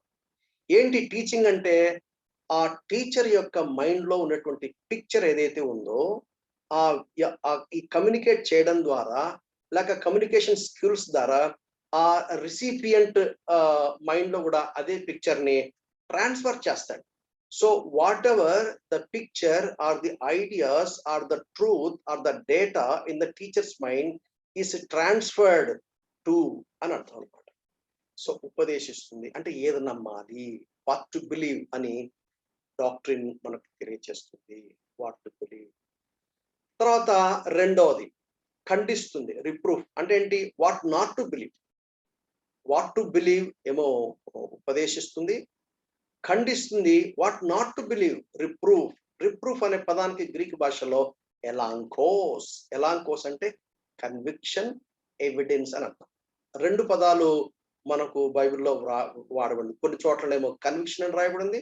కొన్ని చోట్లనేమో ఎవిడెన్స్ అంటే ఇట్ ప్రొవైడ్స్ ఎవిడెన్స్. ఆ ఎవిడెన్స్ చూపిస్తుంది. So you should not believe this అని చెప్తుందన్నమాట. యూ షుడ్ నాట్ బిలీవ్ అని చెప్తుంది. డాక్ట్రిన్ ఏమో వాట్ టు బిలీవ్ చెప్తుంది. రిప్రూఫ్ ఏం చేస్తుందంటే వాట్ నాట్ టు బిలీవ్ చెప్తుంది. What not to believe. చూడండి, ఒక 6 అనే పదం ఉంది. అది ఇటువైపు వాడికి 6 గా కనపడుతుంది, అటువైపు వాడికి 9 గా కనపడుతుంది. సో ప్రాపర్ కన్విక్షన్స్ కలగజేస్తుంది. ట్రూత్ ని పరిశుద్ధాత్మ దేవుడు వాక్యం ద్వారా మన ముందు పెట్టినప్పుడు ఆ రిప్రూఫింగ్, ఆ కరెక్షన్, ఆ కన్విక్షన్, ఆ ఎవిడెన్స్ అనేది మనకు తెలియపరుస్తుంది. మూడవది తప్పుదిద్దుతుంది, అంటే కరెక్ట్ చేస్తుంది. దానికి గ్రీక్ భాషలో ఎపానోర్తోసిస్ అని రాయడం. అంటే దాని అర్థం ఏంటంటే రెస్టోరేషన్ ఆర్ స్ట్రైటనింగ్ అప్ అని అర్థం. రెస్టోరేషన్, స్ట్రైటనింగ్ అర్థం ఏంటి? వంకర్ టింకర్ గా ఉన్నటువంటి ఒక తీగని దాన్ని స్ట్రైట్ గా లాగి ఒక పద్ధతిలో పెట్టాలి. హౌ నాట్ టు బిహేవ్ అని అది మనకు తెలియపరుస్తుంది. తప్పుదిద్దుటకు ఎపానోర్తోసిస్ అంటే రెస్టోరేషన్ ఆర్ స్ట్రైటనింగ్ అప్ అని అర్థం అన్నమాట. తర్వాత నీతి ఎందుకు శిక్షణ చేయబడ్డం అంటే how to believe, what to believe, what not to believe, how not to behave, how to behave. చూసారా? నీతి ఎందుకు శిక్షణ చేయటం అంటే ఇన్స్ట్రక్షన్ ఇన్ రైచియస్నెస్, అంటే it gives us the training how to behave అని. దేవుని వాక్యాన్ని ప్రేమించి దేవుని వాక్యాన్ని మనం స్టడీ చేస్తున్నప్పుడు దేవుని ఆత్మ ప్రేరేపణ ద్వారా మనకి ఇవ్వబడే ఒక గొప్ప బ్లెస్సింగ్ అన్నమాట. Blessing. Doctrine what to believe, reproof what not to believe, correction how not to behave, instruction in righteousness how to behave. Theological terms 2 ఉన్నాయి. ఈ చాలా ప్రాముఖ్యమైన. ఏంటి థియలాజికల్ టర్మ్స్ అంటే? ఇనరెన్సీ. ఇనరెన్సీ అంటే అర్థం ఏంటంటే లోపము లేనిది. సామ్ నంబర్ 12 and verse 6 నేను చదువుతాను, చూడండి. కీర్తన సంఖ్య 12:6. అసలు కీర్తన సంఖ్య 12లో చాలా విషయాలు మనం చూస్తాము. యెహోవా మాటలు పవిత్రమైనవి, అవి మట్టి మూసలో 7 మారులు కరిగి ఊదిన వెండి అంత పవిత్రమైనది. Sam number 119 and 140. Sam number 119 and 140.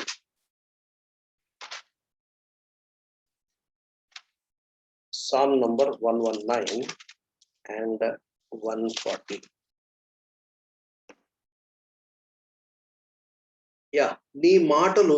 నీ మాట మిక్కిలి స్వచ్ఛమైనది, అది నీ సేవకునికి ప్రియమైనది.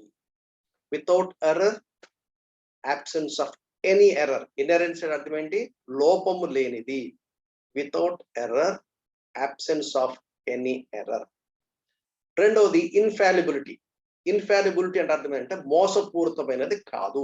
ఇన్కాపబుల్ ఆఫ్ ఎర్రర్ అంటే ప్రెసిషన్, సో యాక్యురేట్ అంటే it is totally truthfulness and reliable అని అర్థం అనమాట. So the Bible is of inerrancy and infallibility. ఈ 2 టెక్నికల్ వర్డ్స్ బాగా గుర్తుపెట్టుకోవాలి. ఇవి థియలాజికల్ టర్మ్స్ అనమాట.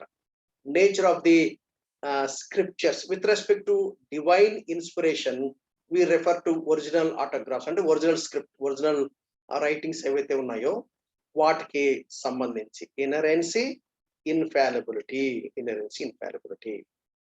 సో న్యూ టెస్టిమెంట్ లో మనం ఏం చూస్తాము? God spoke through incarnation, apostles and prophets. అంటే ఫస్ట్ చర్చ్ లో జరిగింది, మొదటి ఆది సంఘంలో అదే కదా జరిగింది. దాన్నే లిఖిత పూర్వకంగా పెట్టారు. క్రీస్తు శకం 95 and 96 తర్వాత మనకంటే అపోస్తలుడైన యోహాను తర్వాత, అంటే ప్రకటన గ్రంథం రాసిన తర్వాత మన చేతిలో ఈ దివ్యమైన వాక్యం వచ్చింది. So God speaks to us through the word. ఒకసారి let us recap. మనము గుర్తు చేసుకుందాం. God's general revelation, cosmological argument, teleological argument, anthropological argument, ontological argument. Cosmological argument ఏంటి? Cause and effect. So God is the first cause. రెండోది టెలిలాజికల్ argument ఏంటంటే God is a designer. అది Hebrew పత్రిక 11వ అధ్యాయంలో అంటాడు, అబ్రహాము దేనికి శిల్పియు నిర్మాణకుడై ఉన్నాడో అని తెలుగులో ఉంది, కానీ ఇంగ్లీష్ లో ఉందంటే ఆర్కిటెక్ట్ అనే పదం రాయడు. God is an architect, so God is a designer. ఆ తర్వాత ఆంథ్రోపోలాజికల్ ఆర్గ్యుమెంట్ కాన్షియన్స్. కాన్షియన్స్ అంటే మీకు గుర్తు రావాలి, కాన్షియన్స్ అనగానే ఇప్పుడు ఆదామా నువ్వు ఎక్కడ ఉన్నావు అన్నప్పుడు వెంటనే ఆదామా వాళ్ళు ఏం చేశారు, వాళ్ళు వెళ్ళి దాక్కున్నారు. ఎవరు చెప్పారు దాక్కోమని? సో వాళ్ళ వెంటనే అర్థమైపోయింది, అంటే గిల్ట్ కాన్షియస్ వచ్చేసింది వాళ్ళకి. అలాగే యోహాను సువార్త 8వ అధ్యాయం ఉంది, వాళ్ళు చాలా ఆర్గ్యుమెంట్ చేశారు దేవుడితో. అంటే అటు చెప్పిన ప్రాబ్లమే ఇటు చెప్పిన ప్రాబ్లమే, చాలా ఇరకాటంలో పెట్టాము ఇరికిచ్చాం కదా అనుకున్నారు వాళ్ళు. కానీ అప్పుడు యేసుప్రభు ఏమన్నాడు, మీలో పాపము లేని వారు మొట్టమొదటి రాయి వేయండి అన్నాడు. అప్పుడు అక్కడ ఏమని రాయబడింది, ఆ కింద రాయబడింది, మనస్సాక్షి చేత గుర్చబడిన వారై చిన్న పిల్లలు మొదలుకొని పెద్దవాళ్ళ వరకు మొత్తం వెళ్ళిపోయారు, లేరు. ఏమైంది? మనస్సాక్షి చేత ఎవరు చెప్పారు? Conscience. So the moral law giver, that is God. Moral nature and moral law giver. And ontological argument అంటే ప్రతి వ్యక్తిలో కూడా దెర్ ఇస్ ఎ క్వెస్ట్. దేవుణ్ణి అడగాలి, దేవుణ్ణి ఆరాధించాలి, దేవునితో అనుసంధానం అవ్వాలి, దేవుణ్ణి పూజించాలి, దేవుణ్ణి వెతకాలి, దేవుని. ఎందుకని till we find God we're restless, we have no rest at all. That is ontological argument. But that's not enough for salvation. It should lead us to Christ. And special revelation. ఏంటి special revolution? యేసుక్రీస్తే సువార్తలు మనం చూస్తాం, incarnation. ఆ తర్వాత మనం సువార్తలు చూసినట్లయితే ఆ యేసుక్రీస్తు వారు కల్వరి శిలువలో బలి అయిపోయి ఆయన చనిపోయి మరణాన్ని గెలిచి తిరిగి ఆయన ఆరోహణుడు అవుతాడు. ఆ తర్వాత యేసు ప్రభు తిరిగి రావటం, ఆయన తన ఆరోహణమైన తర్వాత తిరిగి వస్తాడు. అయితే ఆయన తన పరిశుద్ధాత్మను పంపించాడు, సంఘాన్ని ప్రారంభించాడు, ఆది సంఘం అయిపోయింది. ఇప్పుడు ఆయన రాకడికే మనం కనిపెట్టుకుంటా ఉన్నాం. దాని గురించిన వివరణలు మనం ఇంకా చాలా చూస్తాం. So God special revolution through the Lord Jesus Christ. ఆ తర్వాత రిటర్న్ వర్డ్, లిఖితమైనటువంటి దేవుని వాక్యం, దాని గురించి మనం చర్చించాం. అయితే Holy Spirit reveals Christ through the Bible. పరిశుద్ధాత్మ దేవుడు యేసుక్రీస్తును ఎలా బయలుపరుస్తాడు? ఆ లేఖనంలో నుండి యేసుక్రీస్తును మనకు బయలుపరుస్తాడు. So New Testament age don't expect God to speak, అది స్క్రైబల్ ఎర్రర్, స్పోకన్ రాశాను, to speak through voice, dreams, visions, Christophanies, apostles and prophets, now only through the scripture. That is a doctrinal position. ఇప్పుడు మనకు మన belief system ఏంటంటే this is the word of God is final. So not Bible plus, not Bible minus. Bible is the word of God. ఇది దేవుని యొక్క వాక్యము. అంతేగాని ఇప్పుడు now we should not expect God to speak through voice. దేవుడు తన voice, కానీ కొన్నిసార్లు కొన్ని సాక్ష్యాలు చెప్తా ఉంటారు, దేవుడు నాతో మాట్లాడినాడని. లేకపోతే కొంతమంది మాకు కలలో దేవుడు కనపడ్డాడని చెప్తారు. అయితే కొంతమంది మాకు విజన్స్ వచ్చాయని చెప్తారు. దాని గురించి చాలా వివరంగా మనం స్టడీ చేస్తాం. దీని గురించి స్టడీ ఎప్పుడు మనం చేస్తామంటే, మనం న్యూమటాలజీ అంటే పరిశుద్ధాత్మ దేవుని గురించి స్టడీ చేసిన తర్వాత పరిశుద్ధాత్మ దేవుని కృపావరాల గురించి స్టడీ చేస్తాం. Gifts of the Holy Spirit గురించి చాలా విపులంగా మనం స్టడీ చేస్తాం. Gifts of the Holy Spirit, అప్పుడు మనం దీని గురించి ఎక్కువ క్లారిటీ మనం కలిగి ఉండడానికి మనం ప్రయత్నం చేస్తాం. అయితే ఇప్పుడు this is what I understand ఏమిటంటే, God speaks to us through the scripture, not don't expect through అట్లా అని చెప్పి. అయితే దేవుడు తన స్వభావానికి విరోధంగా చెయ్యడు. మనం కొన్నిసారి చాలా స్పష్టంగా చూసాం. యేసుక్రీస్తు పునరుద్ధానుడైన తర్వాత నేనే అని చెప్పొచ్చు కదా. నేనే అని చెప్పకుండా అక్కడ కూడా యేసు ప్రభు ఏం చేశాడు? He directed through the scriptures explain చేసి ఆ స్క్రిప్చర్స్ లో ఉన్నటువంటి యేసుక్రీస్తును వారికి బయలుపరిచాడు. మీకు ఇంకొక మాట కూడా నేను చూపిస్తాను. సో మనకి రెవల్యూషన్ మనం ముగించేశాం, ఇన్స్పిరేషన్ మనం ముగించాము. ఆ తర్వాత మనము ఇల్యూమినేషన్ గురించి మనము స్టడీ చేయాలి. కాబట్టి read the word, here the word, బైబిల్ని చదవాలి, బైబిల్లోని మాటలు వినాలి, బైబిల్లోని మాటలు ఆలోచించాలి, దేవుని వాక్యాన్ని మనం గ్రహించాలి, దేవుని వాక్యాన్ని గైకొనాలి, దేవుని వాక్యాన్ని ధ్యానించాలి, దేవుని వాక్యాన్ని నేర్చుకోవాలి, దేవుని వాక్యాన్ని నేర్పించాలి. ఒక పెద్ద లిస్ట్ తయారు చేశాను. దేవుని వాక్యాన్ని చదవాలి, దేవుని వాక్యాన్ని వినాలి, దేవుని వాక్యాన్ని ఆలోచించాలి, దేవుని వాక్యాన్ని గ్రహించాలి, దేవుని వాక్యాన్ని గైకొనాలి, దేవుని వాక్యాన్ని ధ్యానించాలి, దేవుని వాక్యాన్ని నేర్చుకోవాలి, దేవుని వాక్యాన్ని నేర్పించాలి. ఇంకా ఇవన్నీ whatever you see on the screen I will try to provide. You don't have to work hard. అయితే మీరు వాక్యాన్ని బాగా మీరు గ్రహించడానికి లేక వాక్యాన్ని బాగా అర్థం చేసుకోవడానికి మీరు ప్రయత్నం చేయవలసిందిగా నేను మనవి చేస్తున్నాను. ఒక చిన్న బ్రేక్ మనం తీసుకుందాము. ఇంకెంత టైం ఉంది బ్రదర్ మనకి? వీ హ్యావ్ అనదర్ అట్లీస్ట్ ఒక 11:45 15 minutes. 15 minutes. I think we can have QA session. ఈ 15 minutes QA session కలిగి ఉంటాం. అయితే I request any one of you to kindly pray and close, and then we will continue our discussion. ఎవరైనా దయచేసి మీరు ప్రార్థన చేసిన తర్వాత దేవుడు తన వాక్యం ద్వారా మనతో మాట్లాడాడు కదా, దీన్ని ఒకసారి మనము దేవునికి కృతజ్ఞత చెల్లించి and then we will discuss in తర్వాత సమయంలో డిస్కస్ చేసుకుందాం. ఎస్, యాంకర్ పర్సన్ బ్రదర్, మీరు చైర్పర్సన్, మీరు ఎవరితో ప్రేర్ చేయించారు? సిస్టర్ రూత్ గారు ప్రార్థన చేస్తారు.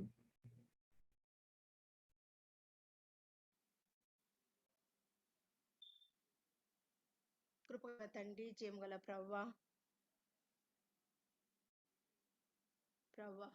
వందనాలు తండ్రి. ఈ సాయంకాల సమయంలో తండ్రి ప్రవ్వా నీ దాసుని ద్వారా ప్రవ్వా మీరు మాతో మాట్లాడినందుకు వందనాలు. వాయిస్ చాలా లో ఉన్నట్టుంది కదా?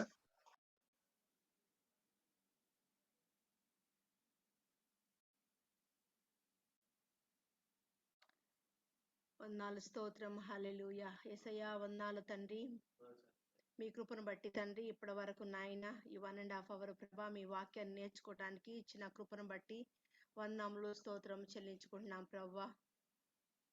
యేసయ్యా నేర్చుకొని మాకు గ్రహించి ప్రవ్వా యేసయ్యా మీకు మహిమకరంగా మేము ఉండుటకు మాకు సహాయం దయచేయమని అడుగుతున్నాం. ఈ జ్ఞానము ప్రవ్వా, ఈ తెలివి ప్రభా అంత చిక్కదు కానీ పరిశుద్ధాత్మ దేవుడా మీరు మాకు సహాయం చేయమని అడుగుతున్నాము. యేసయ్యా ఎన్నో విషయాలు నాయన, ఎన్నో కొత్త విషయాలు ప్రతిసారి మేము నేర్చుకొనిచుండగా యేసయ్యా అయ్యా తండ్రి మీరే మాకు సహాయం చేసి మమ్మల్ని నడిపించమని అడుగుతున్నాం తండ్రి. ప్రభా వందములు, స్తోత్రం నాయన. ప్రభా మాకు ఈ అవకాశం ఇచ్చినందుకు కూడా వందములు, స్తోత్రం నాయన. ప్రభా ఈ టెక్నాలజీ ద్వారా కూడా ప్రభా స్పెషల్లీ ఈ సిచ్యువేషన్ టైంలో కూడా ప్రభా మీరు మాకు ఇచ్చిన ఈ గొప్ప అవకాశాన్ని బట్టి కూడా వందములు, స్తోత్రం చెల్లించుకుంటున్నాం ప్రభా. ఆశతో వచ్చిన ప్రతి సేవకురాన్ని ప్రభా మీ చేతిలో పెడుతున్నాం నాయన. మీరు మాతో ఉండి మమ్మల్ని నడిపించమని అడుగుతున్నాం. స్తోత్రం నాయన. ఇంకనూ మేము అనేక వాటిని ప్రభా మేము నేర్చుకోవడానికి మేము ఆసక్తి చూపి ప్రభా ఈ వాక్యం పట్ల మేము మనన కలిగి ఉండి తండ్రి ప్రభా యేసయ్య మీరు మమ్మల్ని నడిపించమని అడుగుతున్నాం. స్తోత్రం తండ్రి. ప్రభా ముఖ్యంగా అయినా మీరు మాకు ఇప్పటి వరకు ఇచ్చిన రిసోర్స్ను బట్టి వందములు. మీరు వాక్యం ద్వారా ఇప్పటికీ మీరు మాతో మాట్లాడుతున్నందుకు వందములు, స్తోత్రం నాయన. యేసయ్య వందములు, స్తోత్రం నాయన. మాకు ఇచ్చిన టైం బట్టి కూడా మరొకసారి వందనములు. ఈ దాసుని మరి ఎక్కువగా బలపరచమని అడుగుతున్నాము. యేసయ్య వందములు, స్తోత్రం. దీని ఆశీర్వాదాన్ని నింపమని అడుగుచు యేసయ్య నామమున బతిమాలి వేడుకొంచున్నాను పరమ తండ్రి. ఆమేన్. ఆమేన్. Thank you sister Ruth. మరి ఇప్పుడు ఎవరైనా ప్రశ్నలు ఉన్నట్లయితే వరకుమార్ గారిని అడగచ్చు. ఎవరైతే క్వశ్చన్ అడగాలనుకున్నారో వాళ్ళు అన్మ్యూట్ చేసుకొని మీరు అడిగినట్లయితే వరకుమార్ గారు సమాధానం చెప్తారు.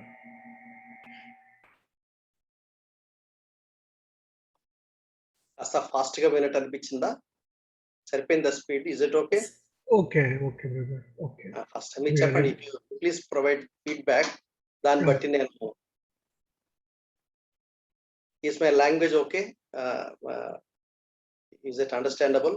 ఎస్ అండి, బాగానే అర్థం అవుతుంది. యా.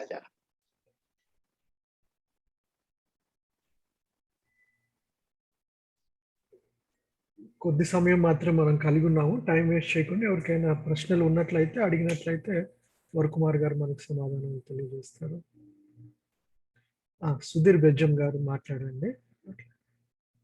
అన్మ్యూట్ చేసుకొని మీరు మాట్లాడచ్చు. Not able to mute. Yeah, now it's okay. Brother ఇది దేవుడు ఆత్మ అని అన్నారు కదా బ్రదర్. మరి ఇప్పుడు first Genesis first chapter first లోనే చూసుకున్నట్టయితే దేవుడు తన రూపంలో ఆదాముని చేశారు అన్నారు కదా. మరి అక్కడ దేవునికి రూపం ఉంది కదా. మరి అది మనం మాట్లాడుకుంటాం ఆంథ్రోపాలజీ లో దాని గురించి వివరాలు. How God made man in his image. అక్కడ ఇమేజ్ అంటే అర్థం ఏంటో దాని గురించి వివరాలు మీకు ఎక్స్ప్లెయిన్ చేస్తాను. కొంచెం పాజ్ లో అది మీకు ముందే చెప్పాను. ఇదేంటిదంటే ఒకదానికి లింక్ ఉంటుంది. మనం ఇప్పుడే స్టార్ట్ చేసాం కాబట్టి ఇంకా మనం నేర్చుకోవాల్సిన చాలా ఉన్నాయి. అక్కడ మనం వాట్ ఈస్ గాడ్స్ ఇమేజ్, దేవుడు తన పోలిక చొప్పున చేశాడు అంటే ఏంటి, పోలిక అంటే ఏంటి, ఏమేమి ఉన్నాయి, మనం స్టడీ చేయడానికి ట్రై చేస్తాం. అక్కడ గాడ్ ఇస్ ద స్పిరిట్ అని అర్థం ఏంటంటే నాన్ ఫిజికల్ మెటాఫిజికల్ అని అర్థం. అంటే భౌతికేతరుడు అని అర్థం. ఎందుకంటే ఈవెన్ సైన్స్ కూడా ఏం చెప్తుందంటే whatever is physical is limited to the space. So కాబట్టి God is beyond time space matter. మీరు అన్నారు కాబట్టి మీకు ఒక చిన్న క్లూ ఇస్తాను. ఆదికాండం 1వ అధ్యాయం 1వ వచనం చదవండి కదా. ఆదికాండం 1వ అధ్యాయం 1వ వచనం.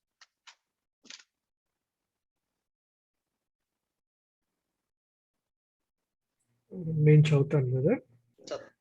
ఆదియందు దేవుడు భూమి ఆకాశములను సృజించెను. 3 విషయాలు చూస్తాం. సృజించాడు, దేవుడు సృజించాడు కదా, దేవుడు సృజించాడు. మిగిలిన 3 ఒకటి అంటే ఆదియందు భూమి ఆకాశం. ఆది అండ అర్థం ఏంటంటే God started the clock, God created the time. రెండవది భూమి, గాడ్ క్రియేటెడ్ మ్యాటర్. ఆకాశం, గాడ్ క్రియేటెడ్ స్పేస్. అంటే God created time space matter right in the first verse.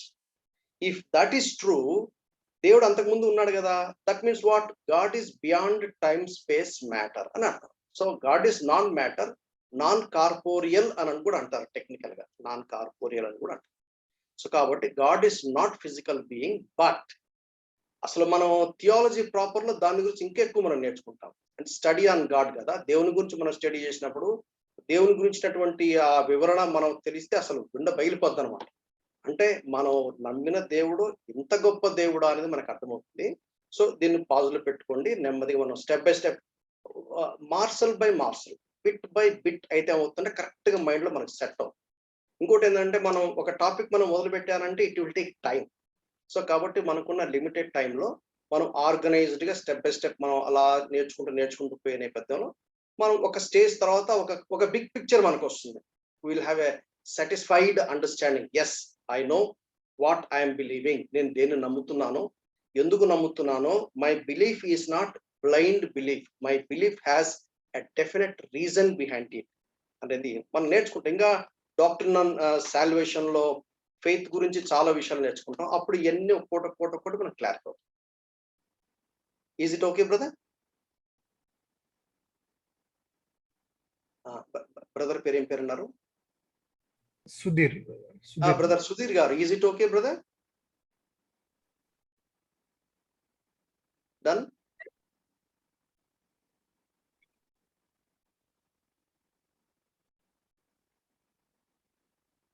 Mute లో ఉన్నారో ఏమో, ఒక నిమిషం చూస్తాను. వరప్రసాద్ గారు, అందరూ అన్మ్యూట్ చేసుకోవడానికి పర్మిషన్ ఉందా?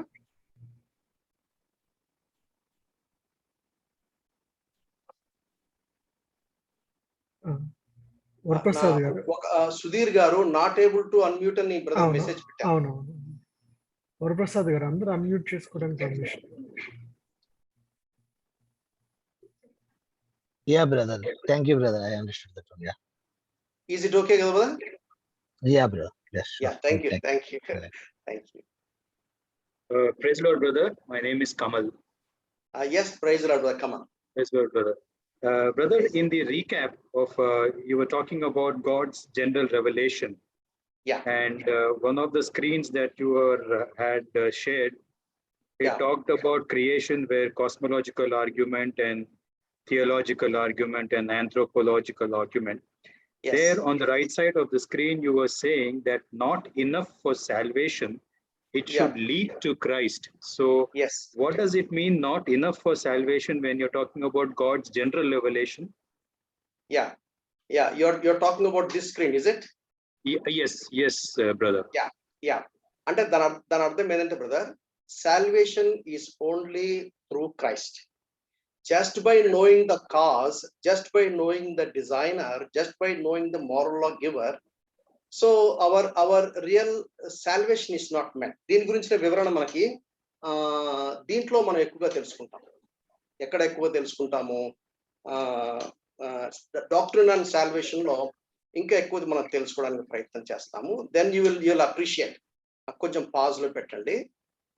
ఎందుకంటే ఇప్పుడు if that is the case, Christ is not required. Just by seeing creation how people can be saved? No. ఆ సాల్వేషన్ అనే దాని పర్పస్ మనకు ఇవన్నీ ఏం చేయాలంటే they should search for the truth. Who is that God అని చెప్పి వాళ్ళు ఏ విశ్వాస ప్రమాణాలు అయితే వాళ్ళు ఫాలో అవుతున్నారో, is this characteristics matching whom I'm believing? నేను నమ్మిన దేవుడికి ఈ క్యారెక్టరిస్టిక్స్ ఉన్నాయా? ఎందుకంటే వాళ్ళ ప్రతి విశ్వాస ప్రమాణానికి ఒక స్క్రిప్చర్ ఉంటుంది. ఆ స్క్రిప్చర్స్ లో వాళ్ళు రూట్స్ బిగినింగ్స్ అన్ని రాస్తారు. సో అప్పుడు దాన్ని బట్టి వాళ్ళు ఏం చేయాలంటే, ఇంత గొప్ప విశ్వాన్ని సృష్టించగలిగిన శక్తి కలిగిన దేవుణ్ణి నేను నమ్మానా అని వాళ్ళు చూసుకుని, no, he has a beginning. ఆయనలోని మిస్టేక్స్ కానివ్వండి, ఆయనలోని ఇంపర్ఫెక్షన్స్ కానీ అవన్నీ చూసి, no, he is not the person I should believe అని they should search for the truth. And God will, I believe that God will definitely reveal himself to such people. అందులో డౌటే లేదు. Then in the Old Testament, Christ was, of course, Christ is the shadow of the New Testament. Yeah. I understand that. Yeah, we will see all that. Oh, okay. We will see all that. ఎందుకంటే మనము ఇంకా I think interpretation point of వ్యూకి వచ్చినప్పుడు, I think very shortly we will see that. How the types and anti types, ఆ తర్వాత shadows and realities ఇవన్నీ మనం చూస్తాం. Okay. Yeah, we will learn all these things bit by bit, brother. I appreciate your idea. ఇవి మనం స్లోగా మనం పెట్టుకుందాం, అంచెలంచెలుగా పెట్టుకుని, లేకపోతే ఒక సైడ్ మనం నోట్ చేసుకుందాము. ఐ రిక్వెస్ట్ వరప్రసాద్ గారు, ఇవన్నీ కూడా ఈ క్వశ్చన్స్ అన్ని మనం పైలప్ చేద్దాం. At some point of time, all these questions are answered. అయితే మనం ఏం చేద్దామంటే ఒక చోట పెట్టుకుందాము. ఒక్కొక్కటి వచ్చినప్పుడు మీరే టిక్ కొట్టుకుంటూ వెళ్ళిపోతారు. నేను కూడా చెప్పాల్సిన పని ఉండదు. ఎందుకంటే as we are discussing step by step, I think God will definitely answer all our questions. ఇప్పుడు మనం ఏదైతే స్టడీ చేశామో దాని గురించిన క్లారిటీ తీసుకోవడానికి మనం ప్రయత్నం చేద్దాం. Thank you. Right. Okay.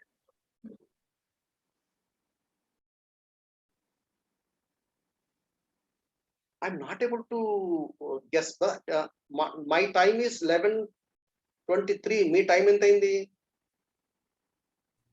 8:53, brother. 8:53 అయింది brother. 8:53. We agreed to stay till what time? 2 hours 30 minutes behind ఉంటామన్నా. 9 వరకు.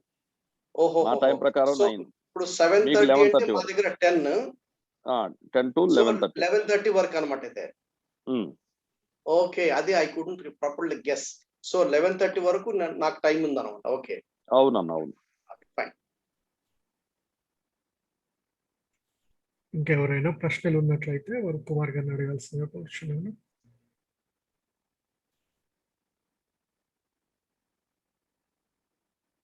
బిగినింగ్ లో కొంచెం కష్టాలండి, ఎందుకంటే మనకి డేటా అనేది మనం ఎక్కువ వచ్చే కొద్దీ మనకు కూడా అడగటానికి, లేకపోతే ఏదైనా if you want to contribute anything the same topic మీద, if you have anything more to share, that is also welcome.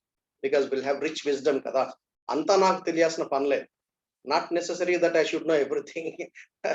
I'm also learning along with you. As we study the scripture, God will speak to us. So I'm really excited to be with you.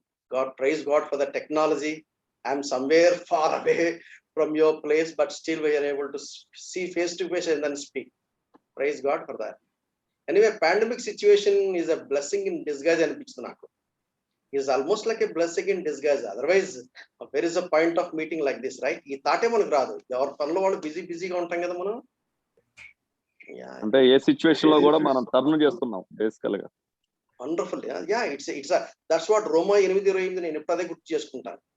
దేవుడు మనకి ప్రతి context ని, ప్రతి situation ఏం చేస్తారంటే he will turn into a blessing provided we love God, provided we're called according to his purposes. ఈ 2 conditions ఉన్నాయి. ఆయన సంకల్పం చొప్పున ఆయన నడిపిస్తూ ఉంటే మనం నడవాలి, ఆయన మనం ప్రేమించాలి. అప్పుడు even a curse will be a blessing to us. Yes, even a sickness కావచ్చు, even any situation that looks superficially different, but there is a hidden blessings behind it. అన్న జాన్ సిల్లా గారు. ప్రైజ్ లార్డ్ అన్న. Praise Lord. Praise Lord. John Silla అని నేను Saudi Arabia Yanbu నుండి మాట్లాడుతున్నా. చెప్పండి brother. Old Testament లో వాయిస్ ద్వారా, డ్రీమ్స్ ద్వారా, విజన్స్ ద్వారా, అపోస్తుల ప్రాఫిట్స్ ద్వారా దేవుడు మాట్లాడతారన్నారు. న్యూ టెస్ట్మెంట్ వచ్చేటప్పటికి వాక్యం ద్వారానే అన్నారు. ఒకే రిఫరెన్స్ చూపించారు, ఇంకేమన్నా ఫర్దర్ రిఫరెన్స్ ఉన్నాయండి? చాలా ఉన్నాయి. మనం ఇంకా ఇప్పుడు మొదలు కదా, ఇది మొదలు. మనం ఇక నుంచి మనకు చాలా వచనాలు ఉన్నాయి. There are so many verses. అంటే ఓల్డ్ టెస్ట్మెంట్ మీకు ఆల్రెడీ ఇప్పుడు నేను చెప్పినా అదే చెప్తాను, ఈవెన్ సురేష్ వంగూరి గారు చెప్పినా కూడా అదే చెప్తారు. అదే వాక్యాన్ని తీసుకొస్తాం. There are from beginning to end మనకైతే అర్థమవుతుంది. ఇప్పుడు మత్తయి సువార్త కానీ, మార్కు సువార్త కానీ, లూకా సువార్త కానీ, యోహాను సువార్త కానీ ఎవరిని ఫోకస్ చేస్తున్నారు? యేసుక్రీస్తును ఫోకస్ చేస్తున్నారు. అపోస్తల కార్యాలకు వచ్చినప్పుడు మళ్ళీ ఎవరిని ఫోకస్ చేస్తున్నారు? మరలా యేసుక్రీస్తునే ఫోకస్ చేశారు.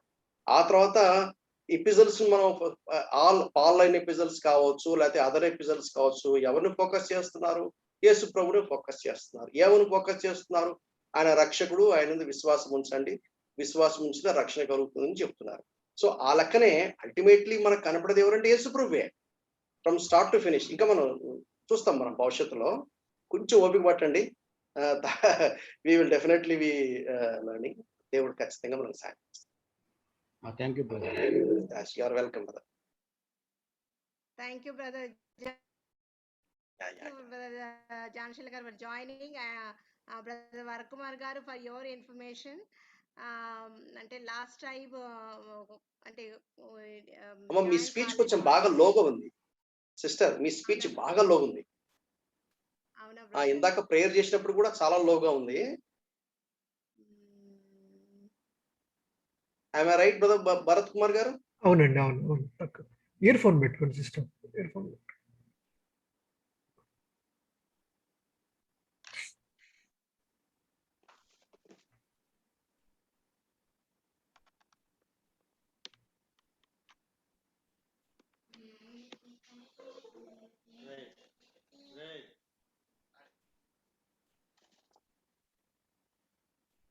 హలో, వినిపిస్తున్నా బ్రదర్? వినపడుతుంది సిస్టర్, కొంచెం గట్టిగా మాట్లాడండి. అవునా, ఇంకా improve అవ్వలా?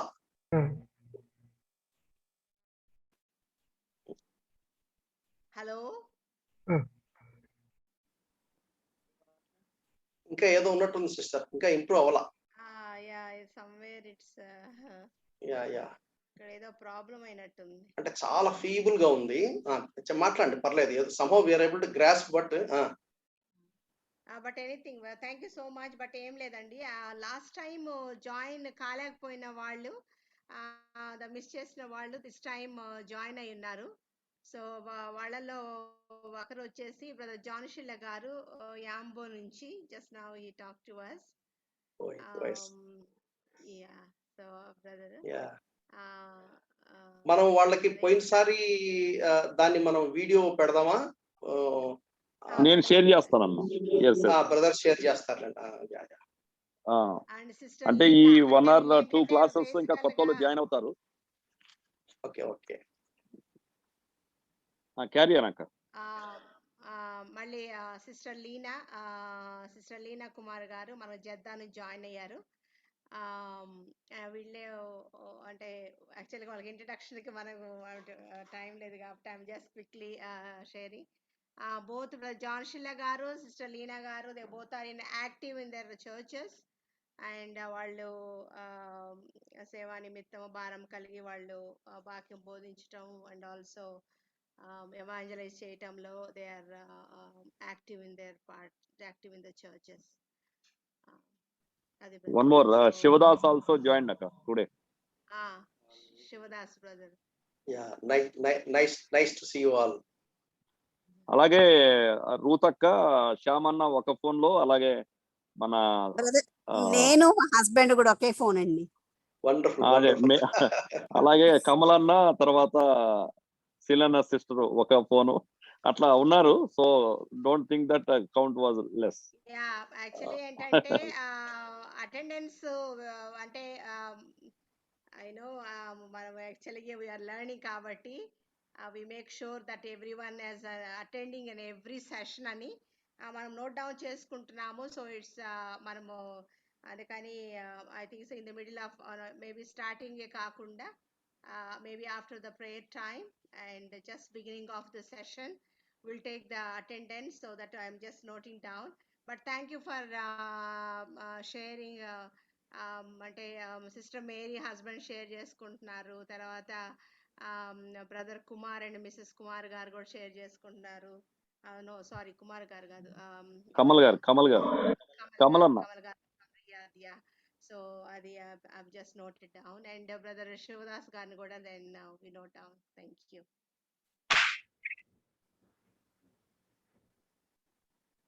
We will conclude in the prayer. Yeah Shivadas గారు బ్రదర్ గురించి మీరు ఇంట్రడ్యూస్ చేస్తారా బ్రదర్ వరప్రసాద్ గారు? అది జద్దాలో మన సింసన్ బ్రదర్ దగ్గర ఉండి ఇక్కడికి వచ్చారు. రియాద్ ఇప్పుడు మన దగ్గరికి వస్తున్నారు. సో తమ్ముడు హోటల్ మేనేజ్మెంట్ దాంట్లో చేస్తున్నారు. Hindu converted, he is musician. అట్లాగే లెర్నింగ్ తన కుటుంబాన్ని తర్వాత నేర్చుకోవటానికి బాగా ఆసక్తి కలిగి ఉన్నారు. తర్వాత అచ్చు due to medical reasons emergency didn't attend today. మిగతా వాళ్ళంతా ఓకే. ఒక్కొక్కసారి నాకు ఏమనిపిస్తుందంటే these young children are really blessed. ఎందుకంటే మాకెవరు ఇట్లా నేర్పలేదు, మాకెవరు ఇలా కూర్చోబెట్టి ఈ విధంగా, అంటే మేము అసలు ఎంతెంతో దూరం తిరిగే వాళ్ళము. దూరం సైకిల్ వేసుకుని, అప్పుడు బండ్లు ఎక్కడివి, సైకిల్ వేసుకుని దూరం పోతే ఏమో మాట్లాడేవాడు, దాంట్లో ఏదో మాకు కొద్దిగా దొరికేది, అది రాసుకునే వాళ్ళం, ఇంటికి వచ్చి మళ్ళీ ఎత్తుక్కునే వాళ్ళం, నానా అవస్థ పడేవాళ్ళం. మాకు వాక్యం దొరక్క రేడియోలు, అప్పుడు రేడియోలే కదా, రేడియోలో దొరికితే వెతక బ్యాక్ టు ది బైబుల్ దొరికింది. అది మాకు పండగ 7 నుంచి 7:30 దాకా. అట్లా నిజంగా మీరు ధన్యులని చెప్పాలి. నా you have an amazing resources available right at your doorstep. Praise God for that. Yes brother, thank you very much. Thank you అన్న. భరత్ అన్న. వరకుమార్ గారు ధన్యవాదాలండి. మాకు విపులంగా మీరు తెలియజేసిన విధానాన్ని బట్టి, చిన్నప్పటి నుంచి బైబిల్ చదువుతున్నాం కానీ దాంట్లో ఇన్ని విధాలుగా మనం నేర్చుకోవాల్సినవి ఉన్నాయి అని మీరు విపులంగా తెలియజేశారు. ఆసక్తిని మాలో పెంచారు. అందరము మాక్సిమం ఇక్కడ ఉన్న వాళ్ళందరూ కూడా హగ్గైలో ట్రైన్ అయిన వాళ్ళే. డిసిప్లిన్ గా అన్ని సెషన్స్ మేము అటెండ్ అయ్యి మీ దగ్గర నుంచి ఎక్కువగా నేర్చుకొని ఆశీర్వాదం పొంది ఈ దేశంలో వాడబడటానికి కృషి చేస్తామని తెలియజేస్తున్నాను. మరి చివరిగా మరి జాన్ పాల్ బ్రదర్ గారు ఉన్నట్లయితే జాన్ పాల్ బ్రదర్ గారు ప్రేయర్ చేస్తారు, వరకుమార్ గారు ఆశీర్వాదం ఇస్తారండి. బ్రదర్ జాన్ పాల్ గారు. ఓకే బ్రదర్, ప్రార్థన చేసుకుందాం. పరిశుద్ధుడు మహోన్నతుడు అయిన దేవా, నీ కృపగల నామం బట్టి వందనాలు స్తోత్రాలు చెల్లించుకొంచున్నాం తండ్రి. ఈ యొక్క సాయంకాల సమయంలో సౌదీ అరేబియాలో ఉన్నటువంటి నీ బిడ్డలందరం కూడి నీ దాసుడు ప్రభా వరకుమార్ గారి ద్వారా ప్రభా ఇండియా దేశం నుంచి ఈ రీతిగా జూమ్ ద్వారా ప్రభా సంపూర్ణమైనటువంటి సువార్త వాక్య సత్యమును నేర్చుకున్నట్టు కొరకు మీరు ఇచ్చినటువంటి ఈ యొక్క అవకాశాన్ని బట్టి నీ నామను మహింపరుస్తున్నాం తండ్రి. ప్రభా నీ దాసుని ప్రభా ప్రత్యేకంగా వాడుకొని అనేక విషయాలని ప్రభా మరి ప్రభా నా తండ్రి మా హృదయాల్లో ఉన్నటువంటి ప్రతి మాటను ఈరోజు మీరు బయలుపరిచినందుకు మీకు వందనాలు స్తోత్రాలు చెల్లిస్తున్నాం తండ్రి. చక్కగా మరి జూమ్ పనిచేయడానికి కూడా మీరు సహాయం చేసినందుకు మీకు స్తోత్రాలు. ఈ యొక్క జూమ్ యాప్ లో జాయిన్ అయినటువంటి ప్రతి బిడ్డను బట్టి మీ నామను మహింపరుస్తున్నాం.